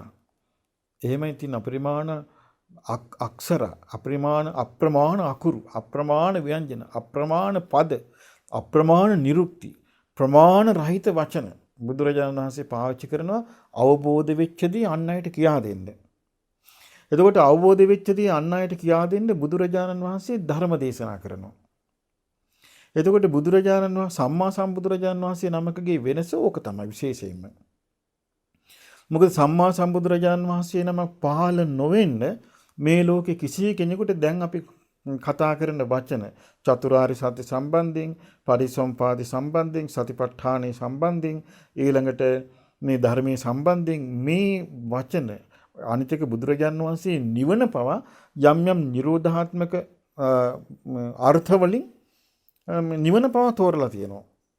රාගයේ ක්ෂය වීම, ද්වේෂයේ ක්ෂය වීම, මෝහයේ ක්ෂය වීම නිවනයි කියලා. ඊළඟට සංකත අසංකත භේදයෙන් නිවන පවා තෝරලා තියෙනවා. මේක මේ ලෝකේ බුදු කෙනෙක් තෝරලා තියෙන්නේ. ඒ වචන අල්ලගෙන තමයි අපි කතා කරන්නේ. දැන් බලන්න මේ ප්‍රඥාවෙන් අග්‍රේසර, ප්‍රඥාවෙන් අග්‍ර. ඒ කියන්නේ මේ වහින වරුසාවේ පවා දීපුදු ගනින්න පුළුවන්. මේ ඒ වගේම ගංගානන් නදියේ හිමාලයේ සිට සයුර දක්වා තියෙන ගංගානන් නදී වැලිකැට ගාන ප්‍රඥාවෙන් ගණන් කරන්න පුළුවන්. හැකියාව තිබිච්ච සාරිපුත්ත මහරහතන් වහන්සේගේ ගිහි කාලේ උපතිස්ස පිරිවැජිය වශයෙන් හිටපු කාලේ කිසිම අවබෝධයක් ලැබුවේ නැහැ. ඒකෙන් යෝනිසෝ මනසිකාරී උපරිම අවස්ථාවේ හිටපු කෙනෙක්. ධර්ම ප්‍රතිපදාවේ උපරිම අවස්ථාවේ හිටපු කෙනෙක්. නමුත් අභ්‍යන්තර අංග දෙක තිබුණාට බාහිර අංග දෙක ලැබුණේ නැහැ. යම් දවසක බාහිර අංග දෙක ලැබුණාද? අස්සජී මහරහතන් වහන්සේගේ ඇසුර ලැබුණා. එතකොට සත්පුරුෂ ආශ්‍රය ලැබුණා. අස්සජී මහරහතන් වහන්සේ යෝධම්මා හේතුප්පභවා කියන ගාථාව වදාලා අනුසත් ධර්ම ශ්‍රවණය ලැබුණා. පටගාල වැඩ කරන්න ගත්ත යෝනිසෝ මනසිකාරී. එක් වෙලා. ඉතින් ඒ නිසා බුදුරජාණන් වහන්සේගේ වචන වලින් ඒ ඔක්කොම ගත්තේ. බුදුරජාණන් වහන්සේගේ වචන තමයි. ඒ නිසා සම්මා සම්බුද්ධත්වයට පත්වෙච්ච උත්තමෙක් අපට එවන් උත්තමෙක් ගැන අහන්න ලැබෙනවා කියන්නේ. එවන් උත්තමෙක් වදාළ ධර්මයේ ඉගෙන ගන්න ලැබෙනවා කියන්නේ. ඒ ධර්මයේ සරණ යන්න ලැබෙනවා කියන්නේ මහ විශාල වචනෙන් කියන්න බැරි සංසාර ලැබෙන අති දුර්ලභ වාසනාවක්. ඉතින් ඒ නිසා සම්මා සම්බුදු කෙනෙක් පහළ වුණා කියන කාරණියත් සම්මා සම්බුදු රජාණන් වහන්සේගේ වෙනස හඳුනා ගන්න පුළුවන් කමක් අපිට ධර්මයෙන්මයි ලැබෙන්නේ. මොකද පසේ බුදු රජාණන් වහන්සේලා ගියුගේ නෙමෙයි අපි ඉන්නේ. නමුත් පසේ බුදු රජාණන් වහන්සේලා ගැන වදාළේ කවුද? බුදුරජාණන් වහන්සේ. එතකොට බුදුරජාණන් වහන්සේ වදාළේ නැත්තම් පසේ බුදුර ගැන අපි කිසිම දෙයක් දන්නේ නැහැ. ඊළඟට මේ රහතන් වහන්සේලා කවුද මොන විදිහද කියලා වදාළේ කවුද? බුදුරජාණන් වහන්සේ. නැත්තම් කිසිම දෙයක් දන්නේ නැහැ අපි. ඊළඟට සම්මා සම්බුදු කියන්නේ කවුද කියලා ඒකත් බුදුරජාණන් වහන්සේ තෝරලා දුන්නේ නැහැ. නැත්තම් කවුරුත් දන්නේ නැහැ. ඉතින් මේ නිසා සෑම දෙයක් කතා කරන්නම බුදුරජාණන් වහන්සේ වචන පාවිච්චි කළා. එතකොට උන්වහන්සේ වචන පාවිච්චි කිරීම තුළ මොකද වුනේ? බුද්ධෝසෝ භගවා බෝධාය ධම්මං දේශේති. සම්බුද්ධත්වයට පත්වෙච්ච ශාස්ත්‍රුණාසී අවබෝධය පිණිස දහම් දේශනවා. දන්තෝසෝ භගවා දමතාය ධම්මං දේශේති. දමණයට පත් වූ ශාස්ත්‍රුන් වහන්සේ අන් අයට දමණය වීම පිණිස දහම් දේශනවා. සන්තෝෂෝ භගවා සමතය ධම්මං දේශේති. කෙලෙස් සංසිඳුවාලෝ භාග්‍යවතුන් වහන්සේ අන් අයගේ කෙලෙස් සංසිඳීමට දහම් දේශනවා. පරිනිබ්බුතෝසෝ භගවා පරිනිබ්බානාය ධම්මං දේශේති. පිරිනිවන් කෙලෙස් නිවීමෙන් නිවීමටපත් වූ භාග්‍යවතුන් වහන්සේ අන් අයට කෙලෙස් නිවීම පිණිස දහම් දේශනා කරනවා. එතකොට මේ බුදුරජාණන් වහන්සේට තමයි මේ ධර්ම දේශනා කෞශල්‍ය තියෙන්නේ. එතකොට මේ බුදුරජාණන් වහන්සේ කරේ අවබෝධ කරගත්තු ධර්මයේ කතා කරනවා. අවබෝධ කරගත්තු ධර්මයේ විස්තර කරනවා. ඒ විස්තර කරන ආකාරය ගැන හොඳට සූත්‍රවල තියෙනවා. මහණෙනි මේ විදිහට කරන්න, මේ විදිහට කරන්න, මෙහෙම මෙනෙහි කරන්න කීක බුදුරජාණන් වහන්සේ දේශනා කරනවා. එක්තරා අවස්ථාවක තියෙනවා මේ මහා මොග්ගල්ලාන මහරහතන් වහන්සේ සමාධිය වඩද්දී උන්වහන්සේට සමාධි දියුණු කිරීම පිණිස බ්‍රාහ්මණේ මේ විදිහට සමාධිය වඩන්න කිය ඉහළ මට්ටමටම සමාධිය ගෙන යන්න බුදුරජාණන් වහන්සේ මේ සම්බන්ධ වෙන විදිය. ඒ සමහර අවස්ථාවක් තියෙනවා බුදුරජාණන් වහන්සේ ඈත ඉඳගෙන මහා මොග්ගල්ලාන මහරහතන් වහන්සේ තව ඈතක සිතෙන් ධර්ම දේශනා ධර්ම සාකච්ඡා පවත්වනවා. ඉතින් මේ වගේ අසිරිමත් ශාස්ත්‍රඥ වහන්සේ නමක්. ඊළඟට ඒ ශාස්ත්‍රඥ වහන්සේගේ බුද්ධ කෘත්‍ය අසිරිය කියන්නේ අපි ගත්තත් ආරණ්‍යක කුටියක තනි භික්ෂුවක් ඉන්නවා. හැබැයි මේ භික්ෂුවත් අනිවාර්යයෙන්ම කරන දෙයක් තියෙනවා. ඒ තමයි බුද්ධාසනයක් පනවලා තියෙනවා. ඒ කියන්නේ කොයි වෙලාවෙ හරි එතනට බුදුරජාණන් වහන්සේ වඩින්න පුළුවන්. හැමතැනම අපි ගත්තොත් සවැත් නුවර, එහෙම නැත්නම් රජගහ නුවර, එහෙම නැත්නම් වේළුවනාරාමේ, එහෙම නැත්නම් ഘോഷිතාරාමේ, ඒ වගේ මේ ඉසිපතන මිගදායි ඕනම තැනක බුද්ධාසනයක් තියෙනවා. ඒ බුද්ධාසනයේ තියෙන්නේ මේ භික්ෂුන් වහන්සේලා යම් කිසි ආකාරයකට දමණය වීමට අවවාදයක් අවශ්‍ය නම් බුදුරජාන් වහන්සේ එතනට සැනකින් වැඩම කළා අවවාදී ලබා දෙනවා. ඒක තමයි ධර්මයේ වචන වලට හැරවීම කියන්නේ. ඒ ධර්මයේ වචන වලට හැරෙවි නැත්තම් අපිට කතා කරන්න මොකුත් නැහැ. එහෙනම් මේ ධර්ම විනය කියලා දෙයක් නැහැ. විනය කියන්නේ වචන වලින් පනවන එකක්. ධර්මය කියන්නේ වචන වලින් පනවන එකක්. වචන පද අක්ෂර නිරුක්ති ආදී වශයෙන්. එතකොට ඒ නිසා බුදු කෙනෙක් සම්මා සම්බුදුරජාණන් වහන්සේගේ වෙනස තමයි මේ කල්ප ගානකට එහෙම නැත්නම් අවුරුදු ලක්ෂ කෝටි ගානකට මිනිසෙකුට ලැබෙන්නේ නැති සසරෙන් එතර වීම කියන වචනේ. ඒ කියන්නේ මේ අසකන නාසය දිවකය මනස කියන මේ ඉන්ද්‍රිය සයන් යුක්ත මේ ශාරීරික පැවැත්ම මෙතර කියලා. ඊළඟට මේ නිදහස් වෙලා නිවන සාක්ෂාත් කිරීම ඊතර කියලා. ඒ බුදුරජාණන් වහන්සේ මේ විග්‍රහ කරලා ඊළඟට ඒක අන් අයට අත්දකින්න පුළුවන් ආකාරයට වචන වලින් තෝරලා ඒ වගේ මේ අන් අය තුල තියෙන කුසලතාවය, ඒ කියන්නේ යෝනිසෝ මනසිකාරයේ දියුණු වෙන ආකාරයේ නුවණින් දැකලා, ඒ කියන්නේ බුදු වැසින් දැකලා අන් අයට ධම්ම දේශනා කරනවා. මේ හැකියාව මේ ලෝකේ වෙන කිසිම කෙනෙකුට නැහැ. ඒක තියෙන්නේ සම්මා සම්බුදුරජාණන් වහන්සේට පමණයි. ඉතින් ඒ නිසායි මේ වෙසක් පොය දවසේ අපිට මේ සම්බුද්ධත්වය මෙතරම් මහණීය වූ ආශ්චර්ය අද්භූත කාරණයක් වෙන්නේ. එහෙමයි ස්වාමීන් වහන්සේ දැන් වචනයක් කිව්වා සම්බුද්ධත්වය කියලා. එතකොට මේ ඊළඟට මේ වෙසක් දිනවල අපි කතා වෙනවා ඒ සම්බුද්ධත්වයට ගරු කිරීම කියලා. ස්වාමීන් වහන්සේ පැහැදිලි කරන්න පුළුවන්ද මේ සම්බුද්ධත්වය කියන්නේ මොකද්ද? ඊළඟට ඒ සම්බුද්ධත්වය දැන් තව අපිට අහන්න ලැබෙනවා ඒ තථාගතයන් වහන්සේගේ සම්බුද්ධත්වයේ කෙරෙහි සිත පහදවා ගැනීම ගොඩාක් උපකාර වෙනවා කියලා. එතකොට සංස කොහොමද ඒ සිත පහදවා ගන්නෙ? ඊළඟට කොහොමද අපි මේ වෙසක් කාලේ ඒ සම්බුද්ධත්වයට සැබෑ ලෙසම ගරු කරන්න කියලා ස්වාමීන් වහන්සේ අපිට කියලා දෙන්න පුළුවන්ද? බොහොම හොඳයි අදහස. සම්බුද්ධත්වය කියලා කියන්නේ ඇත්තෙම නොයසු විරු. ඒ කියන්නේ බුදුරජාණන් වහන්සේ පුබ්බේ අනනුසුතේසු ධම්මේසු පෙර නොයසු විරු ධර්මයක් අවබෝධ කළා. ඉතින් උන්වහන්සේගේ පළවෙනි දේශනාවෙන්ම කරනවා චතුරාර්ය සත්‍ය විස්තර කළා කියනවා ඉදන් දුක්ඛං අරිය සත්‍යන්තිකෝ මේ භික්කවේ පුබ්බේ අනනුසුතේසු ධම්මේසු චක්කුං උදපාදි ඥානං උදපාදි පඤ්ඤා උදපාදි විඥා උදපාදි ආලෝක උදපාදි කියලා බුදුරජාන් වහන්සේ ප්‍රඥා පහළ වුණා, ඥානෙ පහළ වුණා, විද්‍යාව පහළ වුණා, ආලෝකය පහළ වුණා ආදී වශයෙන්. එතකොට මේ හැමතැනදීම බුදුරජාණන් වහන්සේ විස්තර කරනවා පෙර නොවසු විරු ධර්මයන් පිළිබඳව කියලා. එතකොට බුදුරජාණන් වහන්සේ පෙර නොවසු විරු ධර්මයක් අවබෝධ කළා දුක නම් වූ ආර්ය සත්‍යය. පෙර නොඇසූරු ධර්මයක් අවබෝධයෙන්ම ප්‍රහාණය කළා දුක්ඛ සමුදය නම් වූ ආර්ය සත්‍යය. පෙර නොඇසූරු ධර්මයක් අවබෝධයෙන්ම සාක්ෂාත් කළා දුක්ඛ නිරෝධ ආර්ය සත්‍යය. පෙර නොඇසූරු ධර්මයක්ම උන්වහන්සේ අවබෝධයෙන්ම අනුගමනය කොට සම්පූර්ණ කළා දුක් නිරෝධ ගාමිනී පටිපදා ආර්ය සත්‍යය. එතකොට මේ චතුරාර්ය සත්‍ය තුල තමයි බුදුරජාන් වහන්සේගේ අවබෝධය නොඑක ආකාරයට විහිදිලා නොඑක ඥානයන් තුලින් ප්‍රකාශ වෙන්නේ. එතකොට අපි යම්කිසි කෙනෙක් වෙසක් පුන් පොහොය දවසක බුදුරජාන් වහන්සේගේ සම්බුද්ධත්වයට ගරු කරනවා නම් අපි බුදුරජාණන් වහන්සේට ගරු කරන්න තියෙන ක්‍රමයක් තියෙනවා. අපි ගත්තොත් එහෙම වෙසක් කියන වචනේ මේ ලංකාව කොච්චර අවාසනාවන්ත කියන මෑත භාගයේ වෙසක් කියන වචනේ පවා තේරුනේ නෑ මේ මෝඩ මිනිස්සුන්ට. ඒ කියන්නේ කට්ටිය හිතුවේ වෙසක් කිව්වහම වෙනසක් හොයාගෙන වෙස්පූණු පෙරඳුවා. ඊට පස්සේ වෙනසක් හොයාගෙන ඔලුබක්කු නැටුවා. වෙනසක් හොයාගෙන මේ බාල වගේ වැඩ කළා. එතකොට තේරුණා මේ මිනිස්සු මේ නිකන් බලි නටන අවස්ථාවක් කරගත්තා සම්බුද්ධත්වයට ගරු කිරීම වෙනුවට. එතකොට අපිට ඒකෙන් තේරුම් ගන්න පුළුවන් මේ මිනිස්සුන්ගේ යෝනිසෝ මනසිකාරේ මොන වනාන්තරයට ගිහිල්ලාද කියලා. ඒ කියන්නේ මිනිස්සුන්ට මුකුත් නැහැ. ඒ නිසාම මොකද වෙන්නේ? මේ මිනිස්සුන්ට ප්‍රශ්න උහුලගන්න බැරුණා මොකද කරන්නේ? අන්තිමට කෑ ගහනවා අපි බණ ඇහුවා ප්‍රතිඵල නැහැ. බණ කිව්වා උඹලා කිසි වැඩක් නැහැ. උඹලා බණ කිව්වට වැඩකුත් නැහැ. අපි බණ ඇහුවට වැඩකුත් නැහැ කියලා අන්තිමට ධර්මයටම ගරහනවා. ඒ නිසා මේ අවාසනාවන්ත තත්ත්වයට මිනිස්සු එන්නේ මේ සම්බුද්ධත්වයේ කුමක්ද කියන එක හරියට තේරුම් ගන්න බැරිකම නිසා. සම්බුද්ධත්වයේ තේරුම් ගත්තොත් ඒ සම්බුද්ධත්වයට පත්වීමේදී යම් වෘක්ෂයක් සෙවණේ බුදුරජාන් වහන්සේ වැඩ සිටියාද ඒ වෘක්ෂයට ගරු කරනවා. දැන් අපි ගත්තොත් ඒ වෘක්ෂයට කලින් කිව්වේ අසතු වෘක්ෂය කියලා.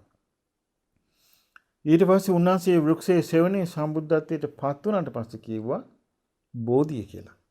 බෝධි මුච්චති චතුසු මග්ගේසු ඥානං. සතර මග නුවණට තමයි බෝධිය කියලා කියන්නේ. ඒ කිව්වේ දුක්ඛ සමුදය නිරෝධ මාර්ග කියන චතුරාර්ය සත්‍ය නුවණට තමයි බෝධිය කියලා කිව්වේ. එතකොට මේ බෝධියෙන් මේ වෘක්ෂය සැලකුවා. අනිත් එක ඒකෙදී ඒ බෝධින් වහන්සේට ගරු සත්කාර සම්මාන දක්වන එක අපිට මිහිඳු මහරහතන් වහන්සේ තමයි අපිට ලංකාවට කියලා දුන්නේ. ඒක කියා දුන්නේ දැන් අපි මට මතකයි අපි ඉගෙන ගන්න කාලේ උසස් පෙළ වගේ ලියද්දි අපිට හරි වැරදි විදිහට තමයි අපිට මේ අධ්‍යාපනය ලැබුණේ.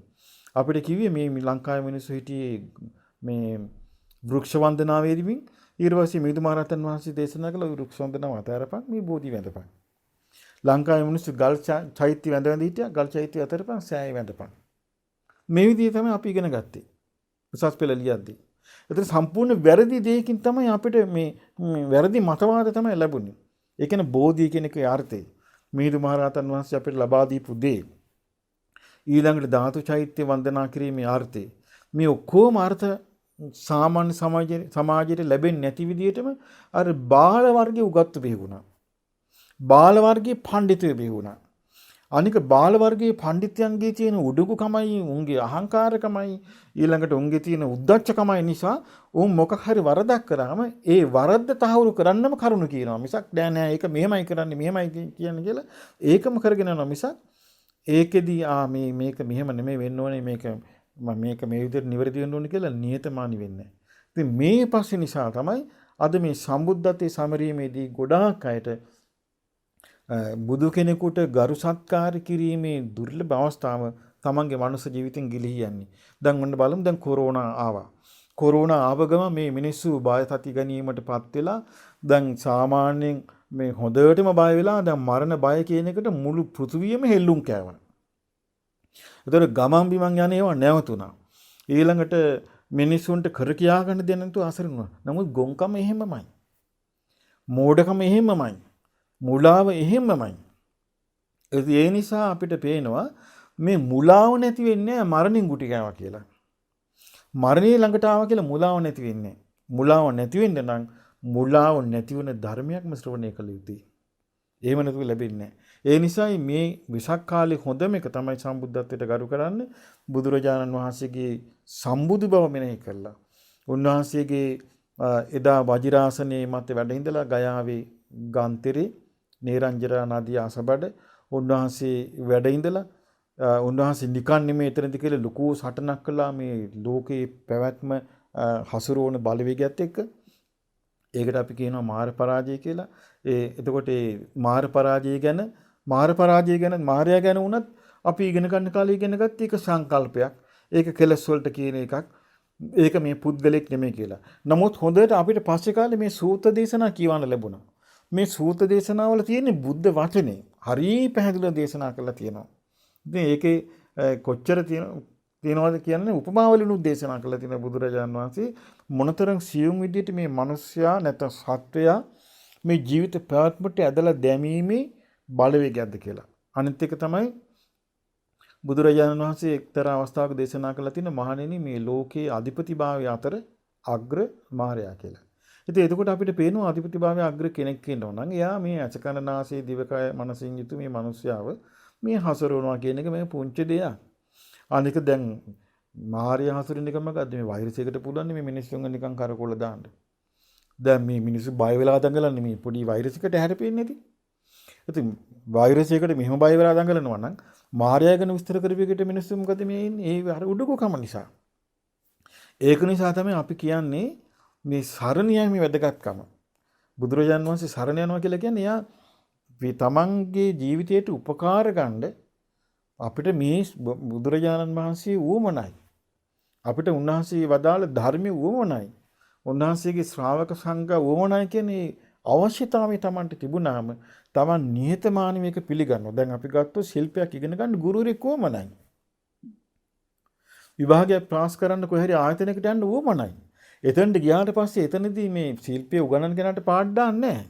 එතනදී කරන්නේ ශිල්පය ඉගෙන ගන්න එක. ශිල්පය හරියට ඉගෙන ගත්තා නම් ඒ ශිල්පය උගන්වපු කෙනාට ගෞරවය පිහිටනවා. ඒක තමයි කෙලෙහි ගුණය කියන්නේ.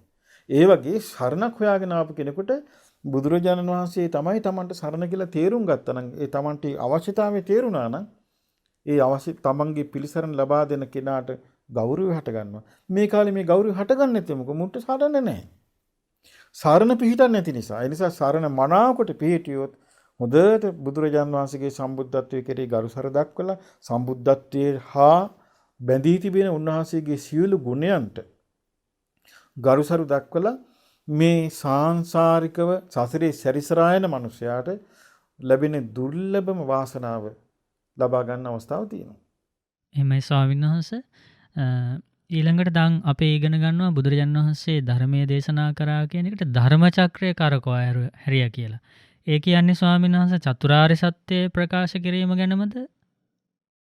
ඇත්තෙන්ම බුදුරජාණන් වහන්සේ ප්‍රථම ධර්ම දේශනාවේදී වදාලා මේ චතුරාර්ය සත්‍ය ගැන දේවේනවා මාරේනවා බ්‍රහ්මුණාවා කේන චිවා ලෝකස්මින් ඒකේ දෙවියෙක් විසින් හෝ මාරයෙක් විසින් හෝ බ්‍රහ්මෙක් විසින් හෝ ලෝක කිසියෙකු විසින් හෝ කරකැවිය නොහැකි ධර්ම චක්‍රයක් කරකවනවා කියලා.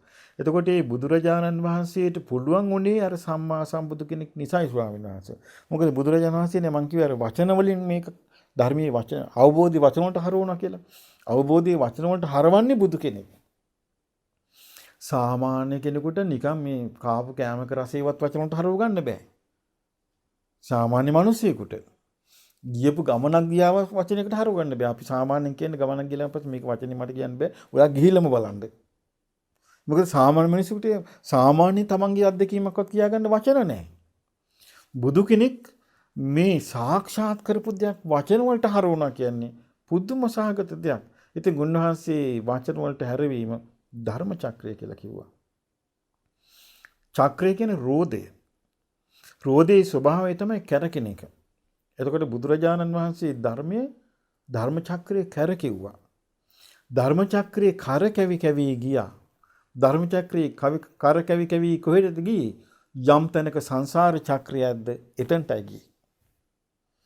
ධර්ම චක්‍රයේ කරකැවි කැවි ගියා සංසාර චක්‍රයේ වැඩ කරන මිනිස්සුන්ගේ ජීවිතවලට. ගිහිල්ලා සංසාර චක්‍රේ නසාගෙන ධර්ම චක්‍රයෙන් ආලෝක වුණා ජීවිත. ඉතින් ඒ නිසා දෙවියන්ට බඹුන්ට මිනිසුන්ට ධර්ම චක්‍රය තමයි ලැබුණේ. ධර්ම චක්‍රය කිව්වේ බුදුරජාන් වහන්සේ චතුරාර්ය සත්‍ය ධර්මයටයි. එතකොට චතුරාර්ය සත්‍ය ධර්මය විග්‍රහ කරලා තෝරා බේරා ගන්න මිනිස්සු යම්කිසි ප්‍රමාණයකට බුද්ධ දේශනාව, ඒ කියන්නේ බුද්ධ දේශනාව අහන්නම ඕනේ. අහන්න නැතුව මිනිස්සුන්ට මේ ධර්ම චක්‍රය මොකද්ද කියලා තේරෙන්නේ නැහැ. දැන් අපි ගමු ඔන්න කොරෝනා වෛරසය කියලා කියනවා. කොරෝනා වෛරසය කියන අපිට තේරෙන්නේ නමුත් අර පින්තූරකින් දැක්කම අපි නිකන් අර මේ රවුමක් හදලා නිකන් ගෙඩි වගේ වටේට දාලා පින්තූරයක් පෙන්නලා කියනවා. දැන් අපිට ඒක දැක්ක ගමන් දන්න මේ කොරෝනා කියලා. දැක්කද පින්තූරයක් විසින් දීපු එක. හැබැයි ඊට පස්සේ මිනිස්සුන්ට කියනවා තාම බේතක් නැහැ. ඔන්න දැන් බය ඉන්න මිනිස්සු අනේ කවදා බේතක් හම්බෙයිද කියලා. එතකොට මිනිස්සුන්ට ප්‍රශ්නේ තියෙනවා. ඒ ප්‍රශ්නේ උත්තරයක් නැහැ. ඒ වගේ තමයි මේ දුක ගැන. මේ දුක තියෙනවා මිනිස්සුන්ට උත්තරයක් නැහැ. එතකොට මේ දුකෙන් බේරෙන්න මිනිස්සු নানা ආකාර දේවල් කරා. දැන් අපි ගත්තොත් ඔන්න කොරෝනා වලින් බේරෙන්න එක එකව කරන්න කියනවා. මැලේරියා බෙහෙත් ගහමු කියනවා. ඒක හරියන්නේ නැහැ. සමහරු කියනවා පොල් ඩෝල් ගහමු කියලා. ඒක හරියන්නේ නැහැ. සමහරු කියනවා තව මේ මොනවද ඩිටෝල් ඉන්ජෙක්ෂන් කරමුද කියලා අහනවා. ඒ හරියන්නේ නැහැ. එයි මොකද මේ හේතුව? ඒ එකක්වත් උත්තරේ නෙමෙයි. හරි උත්තරේ ආපු දවසට කොරෝනා නැතු යනවා. ඒ වගේ තමයි මේ දුක තියෙන තාක්කල් ඒ දුකෙන්ම උත්තර හොයනවා. ඉතින් බුදුරජාණන් වහන්සේගේ ධර්ම චක්‍රයේ අසිරිය මොකද්ද? උන්වහන්සේ හරි ලස්සනට මේක තේරුවා දැන් අපි ගත්තොත් එimhe අපිට පේනවා මැරෙනවා. ඒතර අපි කියන්නේ මැරෙන්නේ ඇයි? උපන්න නිසා. අපිට පේනවා වයසට යනවා. එතකොට අපි අහනවා වයසට යන්නේ ඇයි? ඉපදුන නිසා. අපිට පේනවා ලෙඩ වෙනවා. ලෙඩ වෙන්නේ ඇයි? ඉපදුන නිසා. අපිට පේනවා අප්‍රියයන් එක් වෙන්න ලැබෙනවා. ප්‍රියයන්ගෙන් වෙන් වෙන්න ලැබෙනවා. ඇයි? ඉපදුන නිසා. ඉතින් අපිට බැලුව බලනකොට පේන්නේ ඉපදීම හේතුව හැටියටයි. බුදුරජාන් වහන්සේ පෙන්වා දෙන්නේ ඉපදීම ඵලය කියලා චතුරාර්ය සත්‍ය. ජාතිපි දුක්ඛ ඉපදීම දුක. ජරාපි දුක්ඛ ජරාවටපත් වීම දුක. මරණම්පි දුක්ඛං මරණයටපත් වීම දුක. ව්‍යාධිපි දුක්ඛෝ ව්‍යාධියටපත් වීම දුක. අප්‍රියයන් හා එක්වීම දුක. ප්‍රියයන්ගෙන් වෙන්වීම දුක. ඊළඟට උන්වහන්සේ පෙන්වා දෙනවා සංක්ෂේපයෙන් පංච උපාදාන ස්කන්ධයම දුක. ඒ කියන්නේ රූපේ දුකයි, වේදනාව දුකයි, සංඥාව දුකයි, සංස්කාර දුකයි, විඥානීය දුකයි කියලා. එතකොට දැන් ඉපදීම දුක. ඒ කියන්නේ ඒක ඵලයක්. ඊට පස්සේ බුදුරජාණන් වහන්සේ විස්තර කරලා දෙනවා මේ දුක මේ කතමංච බික්කේ දුක්ඛ සමුදයං අරිය සත්‍යං. මොකද්ද මේ දුක හට ගැනීමේ ආර්ය සත්‍ය කියන්නේ? දුක හටගත්තේ මොකද? අන්න හේතුව. ඒකේ කියනවා යායන් තණ්හා පෝනෝ භවික තත්‍රාභි නන්දිනී සයතිදං කාම තණ්හා භව තණ්හා විභව තණ්හා. ඒක කියන්නේ මේ පුනර්භවය ඇති කරන තන ආශාවෙන් පිළිගන්න, ඒ කියන්නේ ගිය තන තෘෂ්ණාවෙන් බැඳෙන මේ යම් තණ්හාවක් ඇද්ද? කාම තණ්හා භව තණ්හා විභව තණ්හා කියන තෘෂ්ණාව ත්‍රිවිධ තෘෂ්ණාවක් ඇද්ද? මෙතනින් කියන මේක වෙන්නේ. මේක නම් මං හිතන්නේ මේ දුකට හේතුව හරි විදිහටම හොයාගත්තු එක පුදුමාකාර ආශ්චර්ය කරුණක්. ඒක නිසායි මිනිස්සුන්ට පුළුවන් වුණේ මේක නිදහස් වෙන්න. ඊළඟට බුදුරජාණන් වහන්සේ දේශනා කරනවා මේ දුක්ඛ නිරෝධේ. මේ දුකෙන් නිදහස් වෙන්නේ කොහොමද? ඒකේ උන්වහන්සේ වදාළේ යෝ තස්සායව තණ්හාය අශේෂ විරාග නිරෝධෝ. ඒ තෘෂ්ණාවම නිර්වශේෂයෙන්, ඒ කියන්නේ ඉතුරු කරන්නේ නැතුවම නිරුද්ධ කරන්න ඕනේ. තෘෂ්ණාවම ඉතුරු කරන්නේ නැතුව නිරුද්ධ කිරීමෙන්, අත්හැරීමෙන්, දුරු කිරීමෙන්, බැහැර කිරීමෙන් යා නිදහස් වෙනවා කියනවා. එතකොට යා නිදහස් වෙන්නේ ඉපදීම නෙමෙයි නැති කරන්නේ. උපදින්න හේතු භූත වෙච්ච තෘෂ්ණාවෙන්. ඊළඟට බුදුරජාණන් වහන්සේ දේශනා කරනවා දැන් අපි තෘෂ්ණාව නැති කරන්න ඕන කියනවා. නමුත් උන්වහන්සේ ඒකට මාර්ගයක් කියනවා. දුක්ඛ නිරෝධගාමිනී පාටිපදා. තෘෂ්ණාව නැති කරන්නව මාර්ගයක් කියනවා. මොකද්ද මාර්ගේ? ආර්ය අෂ්ටාංගික මාර්ගය. එතකොට මේ දුකෙන් නිදහස් කරවන්නේ පුද්ගලික නෙමෙයි.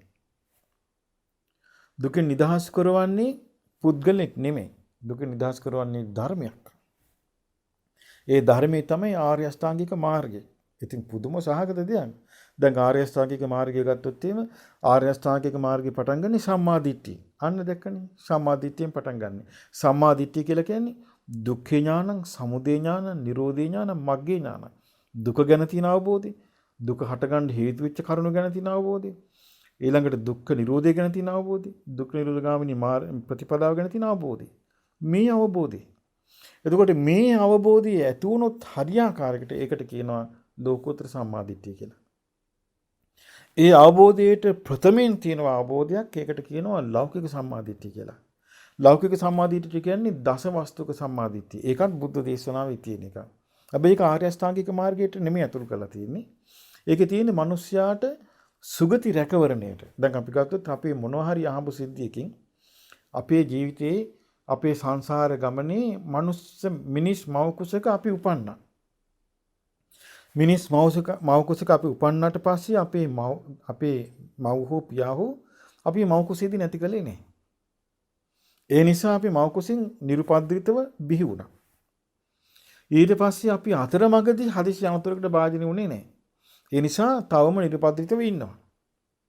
මේ නිසා තමයි මේ අපිට අවස්ථාවක් ලැබෙන්නේ. එහෙනම් මේ මනුස්ස ජීවිතයේ අපිට ලැබිච්ච එකේ අවස්ථාවක් තියෙනවා. නමුත් මේකට බලපාන දෘෂ්ටියක් තියෙනවා. ඒ දෘෂ්ටියේදී ලෞකික සම්මාදිට්ඨිය ගොඩාක් උදව් වෙනවා අපිට ලෝකෝත්තර සම්මාදිට්ඨියට යන්න. ඒ කියන්නේ ලෞකික සම්මාදිට්ඨිය තියෙන්නේ අත්ති දින්නම් අත්ති යට්ටං අත්ති හුතං එහෙම තියෙනවා මේ දානී විපාක තියෙනවා ඊළඟට සේවය කිරීමේ විපාක තියෙනවා යාග හෝ මේ ආදී ඒ කියන්නේ මෞපි උපස්ථාන ආදී විපාක තියෙනවා ඊළඟට තියෙනවා මෙලොව කියලා එකක් තියෙනවා පරලොව කියලා එකක් තියෙනවා ඊළඟට මේ හොඳ නරක කර්මයන්ගේ හොඳ නරක විපාක තියෙනවා මව් කියලා කෙනෙක් ඉන්නවා පියා කියලා කෙනෙක් ඉන්නවා විශේෂම දෙයක් තියෙනවා ඒකේ ඕපපාතික සත්තු ඉන්නවා කියන පිළිගැනීම ඊළඟට තියෙනවා මේවා අවබෝධ කරපු ශ්‍රමණ බ්‍රාහ්මණ ලෝකේ ධර්ම දේශනා කරනවා කියලා. ඒ දැක්මත් එක තමයි මේ බුදු කෙනෙක් හොයන්න අපි පෙළඹෙන්නේ. බුදු කෙනෙකුගේ ධර්මයක් ඉගෙන ගන්න. දැන් අපි ගත්තොත් දැන් අපිට සමහර අවස්ථාවලදී හාමුදුරුවෝ හම්බ වෙනවා. මේ භෞතිකවාදී. ඒ කියන්නේ මරණින් මත්තේ පැවතු පිළිගන්නේ නැති හාමුදුරුවෝ හම්බ වෙනවා අපිට. සාමාන්‍ය මිනිස්සු ගැන කවර කතාවද? ඒ කියන්නේ භූතයෝ ප්‍රේත වෙලා උපත්ති සත්‍ය උපදිනවා කියන කාරණේ. ඊළඟට මේ නිරේ මිනිස්සු සත්‍ය උපදිනවා කියන කාරණේ. එහෙම සත්‍ය ඉන්නවා කියන කාරණේ. නිර්සත්‍ය ඉන්නවා, භූතය ඉන්නවා, ප්‍රේතය ඉන්නවා, අමනුෂ්‍ය ඉන්නවා, දෙවියෝ ඉන්නවා, බ්‍රහ්මයෝ ඉන්නවා. මේ ඔක්කොම ඕපපාතික උත්පත්ති පිළිගැනීමත් එක්ක තමයි ඇති වෙන්නේ. ඉතින් ඒ වගේ ලෞකික සම්මාදිට්ඨියවත් නැති පුද්ගලයෝ ඉන්නවා හරියට.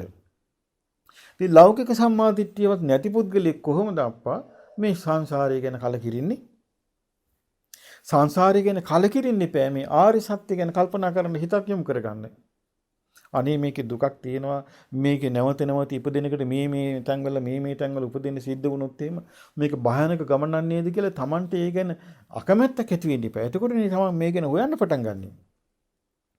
ආන් ඒ විදිහට අර ලෞකික සම්මාදිට්ඨිය ගොඩාක් උපකාරී වෙනවා ලෝකෝත්තර සම්මාදිට්ඨියට. ස්වාමීන් වහන්සේ මතකද මම කලින්ම කිව්වා මේ සම්මාදිට්ඨිය තියෙන ගොඩාක් උපකාර වෙන්නේ මේ ඇසුරු කරන එක කියලා. එහෙමයි. මේ කාලේ විශේෂයෙන්ම මේ මිනිස්යන් ඇසුරු කරන්නේ මේ කම්පියුටර්නේ, එක්ක ෆෝන් එක, එක්ක YouTube, එක්ක Facebook මේවන ඇසුරු කරන්නේ. ඒතකොට ඒවැය තියෙනවා කෙලවරක නැති දහජරාව. එතකොට ඒවැය තියෙනවා নানা ආකාර මතවාද. හරියට අසත්පුරුෂ සේවනයේ තියෙනවා. ඒ කියන්නේ අසත්පුරුෂ එක එක දෘෂ්ටි වල රඳවනවා මිනිස්සු ගෙනිලා. ඒතර මේවන නිතර ඇසුරු කරගෙන මෙයාගේ කල්පනාව ඊට අනුසාරයෙන් හැදෙනවා. ඉතින් ලෞකික සම්මාදිට්ඨියකට ඇති වෙන අවස්ථාවක් නැහැ. නමුත් බුදුරජාණන් වහන්සේගේ ධර්මයේ තුළ මේ ආර්ය අෂ්ටාංගික මාර්ගය කියන්නේ ලෝකෝත්තර මාර්ගයක්. ඒ ආර්ය අෂ්ටාංගික මාර්ගයට බුදුරජාණන් වහන්සේ දේශනා කළ තියෙන මේක තමයි කියනවා සසරෙන් ඈතර කරන විමුක්ති මාර්ගය. මේක තමයි කියනවා මරසෙන්නක මඩින මාර්ගය. ඉතින් ඒකයි මේ කාලේ මාර්ගයේ මිනිස්සුන්ට යා ගන්න බැරි. බාහිර වශයෙන් බාධා ඒකයි තියෙන්නේ. ඉතින් ඒ නිසා මේ ආරි සත්‍ය හතර බුදු කෙනෙක් පහළ වෙලා මේ කියා දීපු ආරි සත්‍ය හතර අපේ වාසනාවට තවමත් මේ නිර්මල ශ්‍රී සද්ධර්මයේ කිසි අවුලක් නැතුව අමුතියෙන් අපිට අර්ථ නිරුක්ති දෙන්න මේ අවශ්‍යතාවයක් නැහැ. ලංකාවේ මිහිඳු මහරහතන් වහන්සේ වැඩම කළා අපිට නිර්මල ත්‍රිපිටක ධර්මය ලබා දුන්නා. ඉතින් මේ ධර්මයේ නිර්මල විදියට තියෙනවා අපිට කියවලා තේරුම් ගන්න පුළුවන්, කියවන්න පුළුවන්. මේවට අතිපණ්ඩිත වෙලා අර්ථ දෙන්න ගිහලා තමයි මේක අනාගන්නේ. එහෙම අනාගන්න නැතුව නිහතමානීව ධර්මයේ සරණ ගියොත් මේ ආර්ය අෂ්ටාංගික මාර්ගය කෙරෙහි හිත පහදා ගන්න පුළුවන්. අනික බුදුරජාන් වහන්සේගේ ධර්මයේ එක තැනක දේශනා කරලා තියෙනවා මේ මහණෙනි මේ හේතු සහිතව හටගත් දේවල් අතර දැන් අපි ගත්තොත් හේතු ප්‍රත්‍යයෙන් හටගත් දේවල් තමයි ඉරහඳ තාරකා. හේතු ප්‍රත්‍යයෙන් හටගත් දේවල් තමයි මේ පෘථිවිය, ගහකොළ, ජලය ආදී. අපි කියනවා ජලය නැතුව අපිට බෑ කියලා කියනවනේ. ඉර එළිය නැතුව අපිට බෑ කියනවා. ඉතින් ඒ වගේ ඊළඟට වාතය නැතුව අපිට බෑ කියනවා. මේවා හේතු ප්‍රත්‍යයෙන් හටගත් දේවල්. නමුත් මීට වඩා හේතු ප්‍රත්‍යයෙන් හටගත් දේවල් අතර අග්‍රයි කියනවා ආර්ය අෂ්ටාංගික මාර්ගය. මොකද අර එකකින්වත් අපිව සසර දුකින් මුදවන්නේ. ආර්ය අෂ්ටාංගික මාර්ගයේ සතර අපායන් අත්මුදවනෝනේ මිනිස්යාව. ඒ වගේම භව ගමනේ නිදහස් කරනවා, සංසාරයෙන් ඈතර කරනවා. ඒ නිසා ඒක අග්‍රයි කියනවා. ඒ අග්‍ර වූ දේ කරේ පැහැදුනා නම් අග්‍ර විපාක කියනවා. දැන් මේකයි මම කිව්වේ ඉතින් අග්‍ර වූ දේ කරේ පහදින්න නම් ඒ විදිහට ඒක අහන්න ලැබෙන්න ඕනේ. නැත්නම් අග්‍ර විපාක ලැබෙන්නේ නැහැ. අවසරයි ස්වාමීන් වහන්සේ. දැන් ආරෂ්ඨාංගික මාර්ගයේ සම්මා සතිය කියලා මාර්ගාංගයක් ගැන අපිට බුද්ධ දේශනාවෙන් අපි ඉගෙන ගන්නවා. ඊළඟට බුදුරණවහන්සේ යලි යලි මේ පැහැදිලි කරපු කරුණක්. මේ සතර සතිපට්ඨානය. ස්වාමීන් වහන්සේ පැහැදිලි කරලා දෙන්න පුළුවන්ද සතර සතිපට්ඨානය කොහොමද චතුරාර්ය සත්‍ය අවබෝධයත් එක්ක සම්බන්ධ වෙන්නේ? ඒක රුකුල් දෙන්නේ කොහොමද කියලා? දැන් ස්වාමීන් වහන්සේ ඒක මෙහෙමයි. දැන් අපි ගත්තොත් සතර සතිපට්ඨානයේ තියෙන්නේ කායानुපස්සන, වේදනානුපස්සන, චිත්තානුපස්සන, ධම්මානුපස්සන. සතිපට්ඨානේ පටන් ගන්නේ කායानुපස්සනාවෙන්. මේකද මිනිස්යාටනේ තේරෙන දක්වකින්නේ පටන් ගන්න තියෙන්නේ. කායानुපස්සන පටන් ගන්න කොහොමද? ආනාපාන සතිය. ආනාපාන සතියෙන් පටන් ගන්නවා. ඊළඟට ඉරියාපත. ඊළඟට චතු සම්පජාඤ්ඤය. ඊළඟට අසුභ භාවනා, ද්වතින් සාකාරය. ඊට පස්සේ ධාතු මනසිකාරය. කියන මේ කරුණු ඊළඟට බුදුරජාණන් වහන්සේ කියා දෙන නවසියෝතිකේ. එතකොට කායानुපස්සනාවට භාවනා ක්‍රම 14ක් විස්තර කරලා දෙනවා. වේදනානුපස්සනාවට එකක්. චිත්තානුපස්සනාවට එකක්. ඊළඟට ධම්මානුපස්සනාවට. එතකොට 14 2යි 16. ඊළඟට ධම්මානුපස්සනාවට විස්තර කරලා දෙනවා මේ නීවරණ මේ පබ්බේ කියන්නේ පංච නීවරණගෙන් බැහැරීම ගැන. ඊළඟට කියා දෙනවා ස්කන්ධ භාවනාව. ඊළඟට ආයතන භාවනාව. ඊළඟට බොජ්ජංග භාවනාව. ඊළඟට කියා දෙනවා චතුරාර්ය සත්‍ය. කියන්නේ එතකොට මේ චතුරාර්ය සත්‍ය ඉලක්ක කරගෙන තමයි අර සියලුම කර්මස්ථාන 21ම තියෙන්නේ. ඒතර 21ක් තියෙනවා. ඒතර මේක සම්පූර්ණ විස්තර කරලා තියෙන්නේ දුක්ඛාර සත්‍ය අවබෝධ කිරීම පිණිසයි, දුක්ඛ සමුදය ප්‍රහාණය කිරීම පිණිසයි, දුක්ඛ නිරෝධය සාක්ෂාත් කිරීම පිණිසයි, දුක්ඛ නිරෝධ ගාමිනී ප්‍රතිපදාව වැඩි වීම පිණිසයි. ඒතර මේ කාරණාවලට උදව් වෙන තමයි මේක තියෙන්නේ. එතකොට ඒක හරි විදියට කෙනෙක් කරගෙන ගියොත් දැන් ඒ මහා සතිපට්ඨාන සූත්‍රයේදී භාග්‍යවතුන් වහන්සේ වදාලා හරි විදියට මේක කළොත් අවුරුදු 7 ඉඳලා උන්වහන්සේ කාලය අඩු කරගෙන ගිහලා කියනවා සතියුණුත් කරගන්න පුළුවන් කියලා. එතකොට මේ මීට අවුරුදු 2500කට කලින් මහා පින්වන්ත මිනිස්සු හොඳට යෝනිසෝමනසිකාරයේ මෝරපු ධම්මාන්දම් ප්‍රතිපදාවට හොඳට සිතකය වචනේ සකස් වෙච්ච මිනිසයා මේ ධර්මයේ කරා ගියා. එතකොට අපිට පැහැදිලි පේනවා සතිපට්ඨාන හොඳට කියවනකොට කොච්චර ලස්සනට ආයි වැඩි කරගෙන ගිහිලා තියෙනවද කියලා. මේ කාලේ වෙලා තියෙන මිනිස්සු YouTube එකකින් සරණ හොයන්නේ මේ මිනිස්සුන්ට සතිපට්ඨාන නෙමෙයි තියෙන සිහියත් නැති කර ගන්නවා, තියෙන දෘෂ්ටියක් නසා ගන්නවා. ඉතින් ඒ නිසා මේ කාලේ මිනිස්සයා සතිපට්ඨාන කියලා විවිධාකාර මුලාවිච්ච ක්‍රම හොයා ගන්නවා. අනික එහෙම කරගෙන මේ මොකක් හරි අමනුෂ්‍යෙක් වෙහිලා හිතට ඊට පස්සේ කියාගෙන යනවා අවබෝධ වුණා කියලා. ඉතින් ඒ නිසා අපිට හොඳම දේ තමයි හොඳ සිහියෙන් යුක්තව මේ චතුරාර්ය සත්‍ය ගැන බුදුරජාන් වහන්සේ වදාළ කරුණු කෙරෙහි හොඳට හිත පහදවාගෙන ඒව ඉගෙන කියාගෙන දැනගෙන අසුතා දතා වචසා ಪರಿචිතා මනසානුපෙක්කිතා කියලා තියෙනවා. ධර්මය අහන්න ඕනි, ධර්ම මතක තබා ගන්න ඕනි, වචනයෙන් පාඩම් කර ගන්න ඕනි, ඒ කෙරෙහි දැක්ම ඍජු කර ගන්න ඕනි කියලා. ඒ ටික කරගත්තොත් අපිට මං හිතන්නේ මේ කොරෝනා වෛරසයේ ප්‍රහාරය හැමුවේ යම් කිසි පිහිටක් ලබාගෙන වාසය කරන්න අවස්ථාවක් තියෙනවා.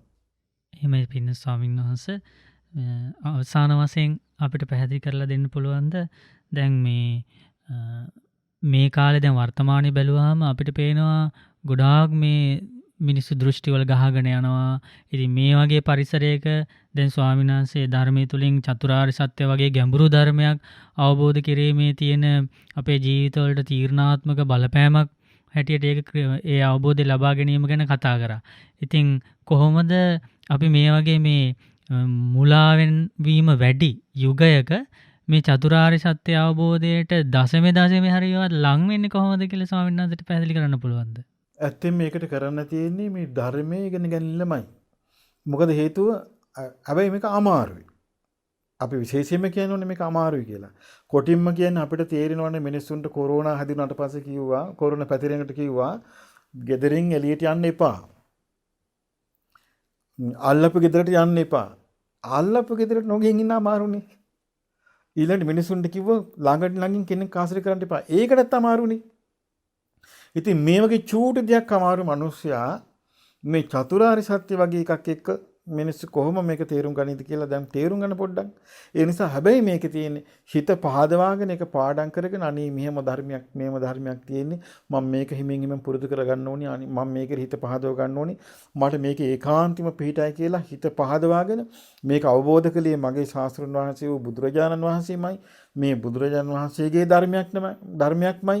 භාග්‍යවතුන් වහන්සේගේ ශ්‍රාවක සංඝයාගේ මාර්ගයෙන් අපිට මේ ධර්මය දැනගන්න ලැබුණා කියලා මේ ත්‍රිවිධ රත්නයේ කෙරේ හිත පහදවාගෙන හිතේ ප්‍රසාදයෙන් යනෝනේ. හැබැයි අර කුණ ගොඩවල පැටලෙන්නේ නැතුව. නෑ අපිට පුළුවන් කරගන්න අපි කෝකෙත් හොඳ එක ගන්නවා කියලා පඬිතුන් කළොත් මේ සමහර ඉන්නවනේ. සමහරක නෑනේ අපි අවුල වැටෙන්නේ නෑනේ. අපි ගානට අවශ්‍ය දේ ගන්නවා අනවශ්‍ය දේ බැහැර කරනවා. ඒ කියන්නේ මහා උද්දච්චව තමයි වැඩිපුර වලේ වැටෙන්නේ. ඉතින් එහෙම නැතුව නිහතමානීව කල්පනා කරගෙන වාසය කළොත් අපිට මේ චතුරාර්ය සත්‍ය පිහිට කරගන්න පුළුවන් කමක් තියෙනවා කියලා ඒ විදිහට පොඩ්ඩක් ආසාවෙන් මොකද හිත කියන එක සසරටම අදින එකක් නිසා ඒකෙන් හිත යන්තම් වීරියකින් ඇති කරගත්තොත් ඒ චිත්ත ප්‍රසාදයක් බොහෝ කාල හිත සුවපිනිස පවතිනවා. එහෙමයි ස්වාමීන් වහන්සේ එක අවස්ථාවක පැහැදිලි කරා මිහිඳු මහරහතන් වහන්සේ අපගේ පරම ගුරු දේවයන් වහන්සේ මේ ලංකා භූමියේ වැඩම කරලා මේ ඒ කාලේ ගැඹුරු ධර්මයේ දේශනා කරන කාලේ වුණත් උන්වහන්සේ මේ චෛත්‍ය රාජයන් වහන්සේලා ඉදි කරලා මිනිස්සුන්ව පුදුම විදියට ලංකාව පුරාම ධාතු වඳින්න යොමු කළා කියලා. ඉතින් මේ කොරෝනා හැදෙන්න කලින් ඒ වගේම ලංකාවෙත් ලෝකේ පුරාමත් මිනිස්සු විශාල වශයෙන් සිත් පිහිටුවාගෙන හිටියා. ඒ ශ්‍රී අඟුලිමාල චෛත්‍ය රාජානන් වහන්සේ ඉදිකිරීම ගැන දහස් ගණන් පිරිස ශ්‍රමදාන කරමින් ඉතින් ස්වාමීන් වහන්සේ දැන් මේ සම්බුද්ධත්වයේ සමරන මොහොතේ භාග්‍යවතුන් වහන්සේගේ ධාතුන් වහන්සේලා සිහි කරමින් වන්දනා කරන අවස්ථාවේ අපිට ස්වාමීන් වහන්සේ ඒ අඟුලිමාල සෑයේ පින්කම් වලට අපි සහභාගී වෙලා අපේ ගොඩාක් අපි පින් රැස් කරගන්න ඇති නේද ස්වාමීන් වහන්සේ ගැන? ඒ ගැන ඉතින් හැමෝම සතුටු වෙන්න ඕනේ. මං හිතන්නේ ගොඩාක් අය මේ මුදල් වලින් උපකාර කළා. සමහරු පූජා භාණ්ඩ ත්‍රාන්තිදී මුතුමැණික් ආදීන් පූජා භාණ්ඩ ලබා දුන්නා. අපි ඒවා නිසි කලට තැන්පත් කරනවා. අද වෙසක් පොහොව දවසේ අපි හතරස් කොටුවේ ධාතුන් වහන්සේලා තැන්පත් කරලා අද දවසේ හතරස් කොටුවේ ධාතුන් වහන්සේලා නිදන් කරලා බුදුරජාන් වහන්සේගේ ඒ හතරස් කොටුවේ නිදන් කරන්නේ මතක තියාගන්න සර්වඥ ධාතුන් වහන්සේලා. ධාතු ගර්භයේ තමයි අඟුලිමාල ධාතුන් වහන්සේලා තැන්පත් කරන්නේ. හතරස් කොටුවේ ධාතුන් වහන්සේලා නිදන් කළා අපි ඒක අවසන් කරනවා. ඊට පස්සේ අපි මේ අඟුලිමාල ධාතුන් වහන්සේලා අපි හිතාගෙන ඉන්නේ ඇසල පොයට නිදන් කරන්නයි. එතකොට ඒ වෙනුවෙන් මං හිතන්නේ ලක්ෂ සංඛ්‍යාත පිරිස් සහභාගී වුණා. අපි මේ ඒ කාලේ කුඩා ශ්‍රම දාන වලට මිනිස්සු ආවා. ඒ ආපු ශ්‍රම දාන වලට ආපු මිනිසුන්ට අපි බොහෝම සතුටින් දන්සල් දීලා අයට හොඳට ආහාර පාන සංග්‍රහ කළා. බොහෝ දෙනෙක් සිත පහදවාගත්ත පින් කරගත්ත. මිහිඳු මහරහතන් වහන්සේ ලංකාවට වැඩම කළා. ඒකටම ගැලපෙන්න මහා පින්වන්ත රජෙක් හිටියා දෙවන පෑතිස් රජතුමා. දෙවන පෑතිස් රජතුමා මිහිඳු මහරහතන් වහන්සේ යමක් කියනවා දේ කරන්න සදී පෑදී හිටියා. ඒ නිසා යදුනක් ගානේ බෝධින් වහන්සේලා රෝපණය කළා තිනු ඒ කාලේ ලංකාවේ. ඊළඟට අනාගත පූජනීය ස්ථාන ඔක්කොම ලකුණු කරලා තියෙනවා. මහා සෑය බිමේ ලකුණු කළා. මිහිඳු මහරහතන් වහන්සේ වැඩ ඉඳිද්දි තමයි තූපාරාමී හැදුවේ. ඉතින් ඒ නිසා මිහිඳු මහරහතන් වහන්සේ ඒ වගේ දේවල් අපට දායාද කරපු නිසා තමයි අද ඒ වට අපි එකතු වෙයි පින් රැස් කරගන්නේ. නැතුව මේ කාලේ ඉන්න ගොබ්බ මිනිස්සු කතා කරන විදිහට අර ධාතු චෛත්‍ය ඕනේ නැහැ. මේ බෝධි වඳින්න ඕනේ නැහැ. කීකේම කතා කළා මේ ගරහ ඉඳලා හරියන්නේ නැහැ. මොකද බෝධින් වහන්සේ ධර්ම දේශනා කරන්නේ නැහැ. චෛත්‍යයක් ධර්ම දේශනා කරන්නේ නැහැ. නමුත් ධර්මයේ දේශනා කළ යුතු කෙනා කරන්න ඕනේ. ඒ මේ බෝධින් වහන්සේ චෛත්‍යයේ කෙරෙහි ඒ කුමක්ද කියලා තේරුම් ගැනීම පිණිස. මොකද Taman ධර්ම දේශනා කරන්නේ නැත්නම් චෛත්‍ය තිබුණාට ඒ චෛත්‍ය වටිනාකම දන්නේ නැහැ. දැන් අපි ගත්තොත් මේ කාලේ සමහර අවස්ථාවල චෛත්‍යවල නිදන් හාරන මිනිස්සු චෛත්‍යවල මේ වස්තු තියති කියලා මංකොල්ල කරනවා. ඒ මොකද හේතුව? චෛත්‍ය වන්දනා පූජනීය වස්තුවක් කියලා මේ මිනිස්සු දැනුවත් වෙලා නැතිකම. දැන් සමහර අවස්ථාවලදී බෝධීන් වහන්සේලාගේ අතු කපනවා. ඊළඟට මේ බෝධීන් වහන්සේලා ඝාතනය කරනවා. එයි මේ එහෙම කරන්නේ. ඒ මිනිස්සු බෝධිය ගැන දන්නේ නැති නිසා.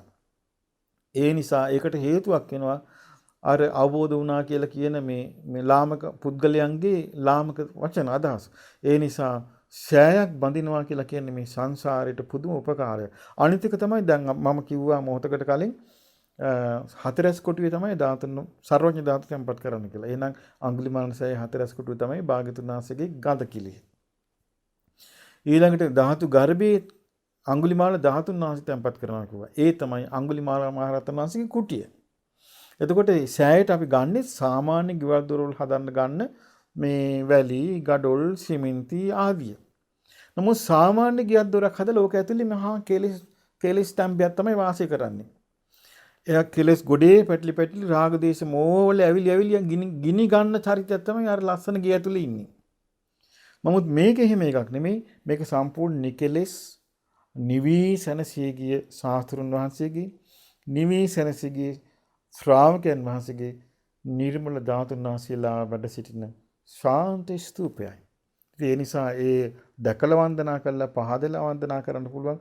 දැන් ඉතින් මේ පරිසරය නිසා දැන් කරගන්න බෑ. නමුත් අනාගතයේ ඔබට හොඳට හිත සතුටින් වන්දනා කරගන්න අවස්ථාව ලැබෙනවා. ඒ නිසා ඒකට ඒ අඟුලිමාල සෑරජානන් වහන්සේ දෙසා උදව් උපකාර නැත්නම් ඒකට උපස්ථාන කරපු ඒ වගේ මෙහි කොටස්කරුන් බාටපත් වෙච්ච සියලු දෙනාට මම මේ අවස්ථාවේ පින් අනුමෝදන් කරනවා.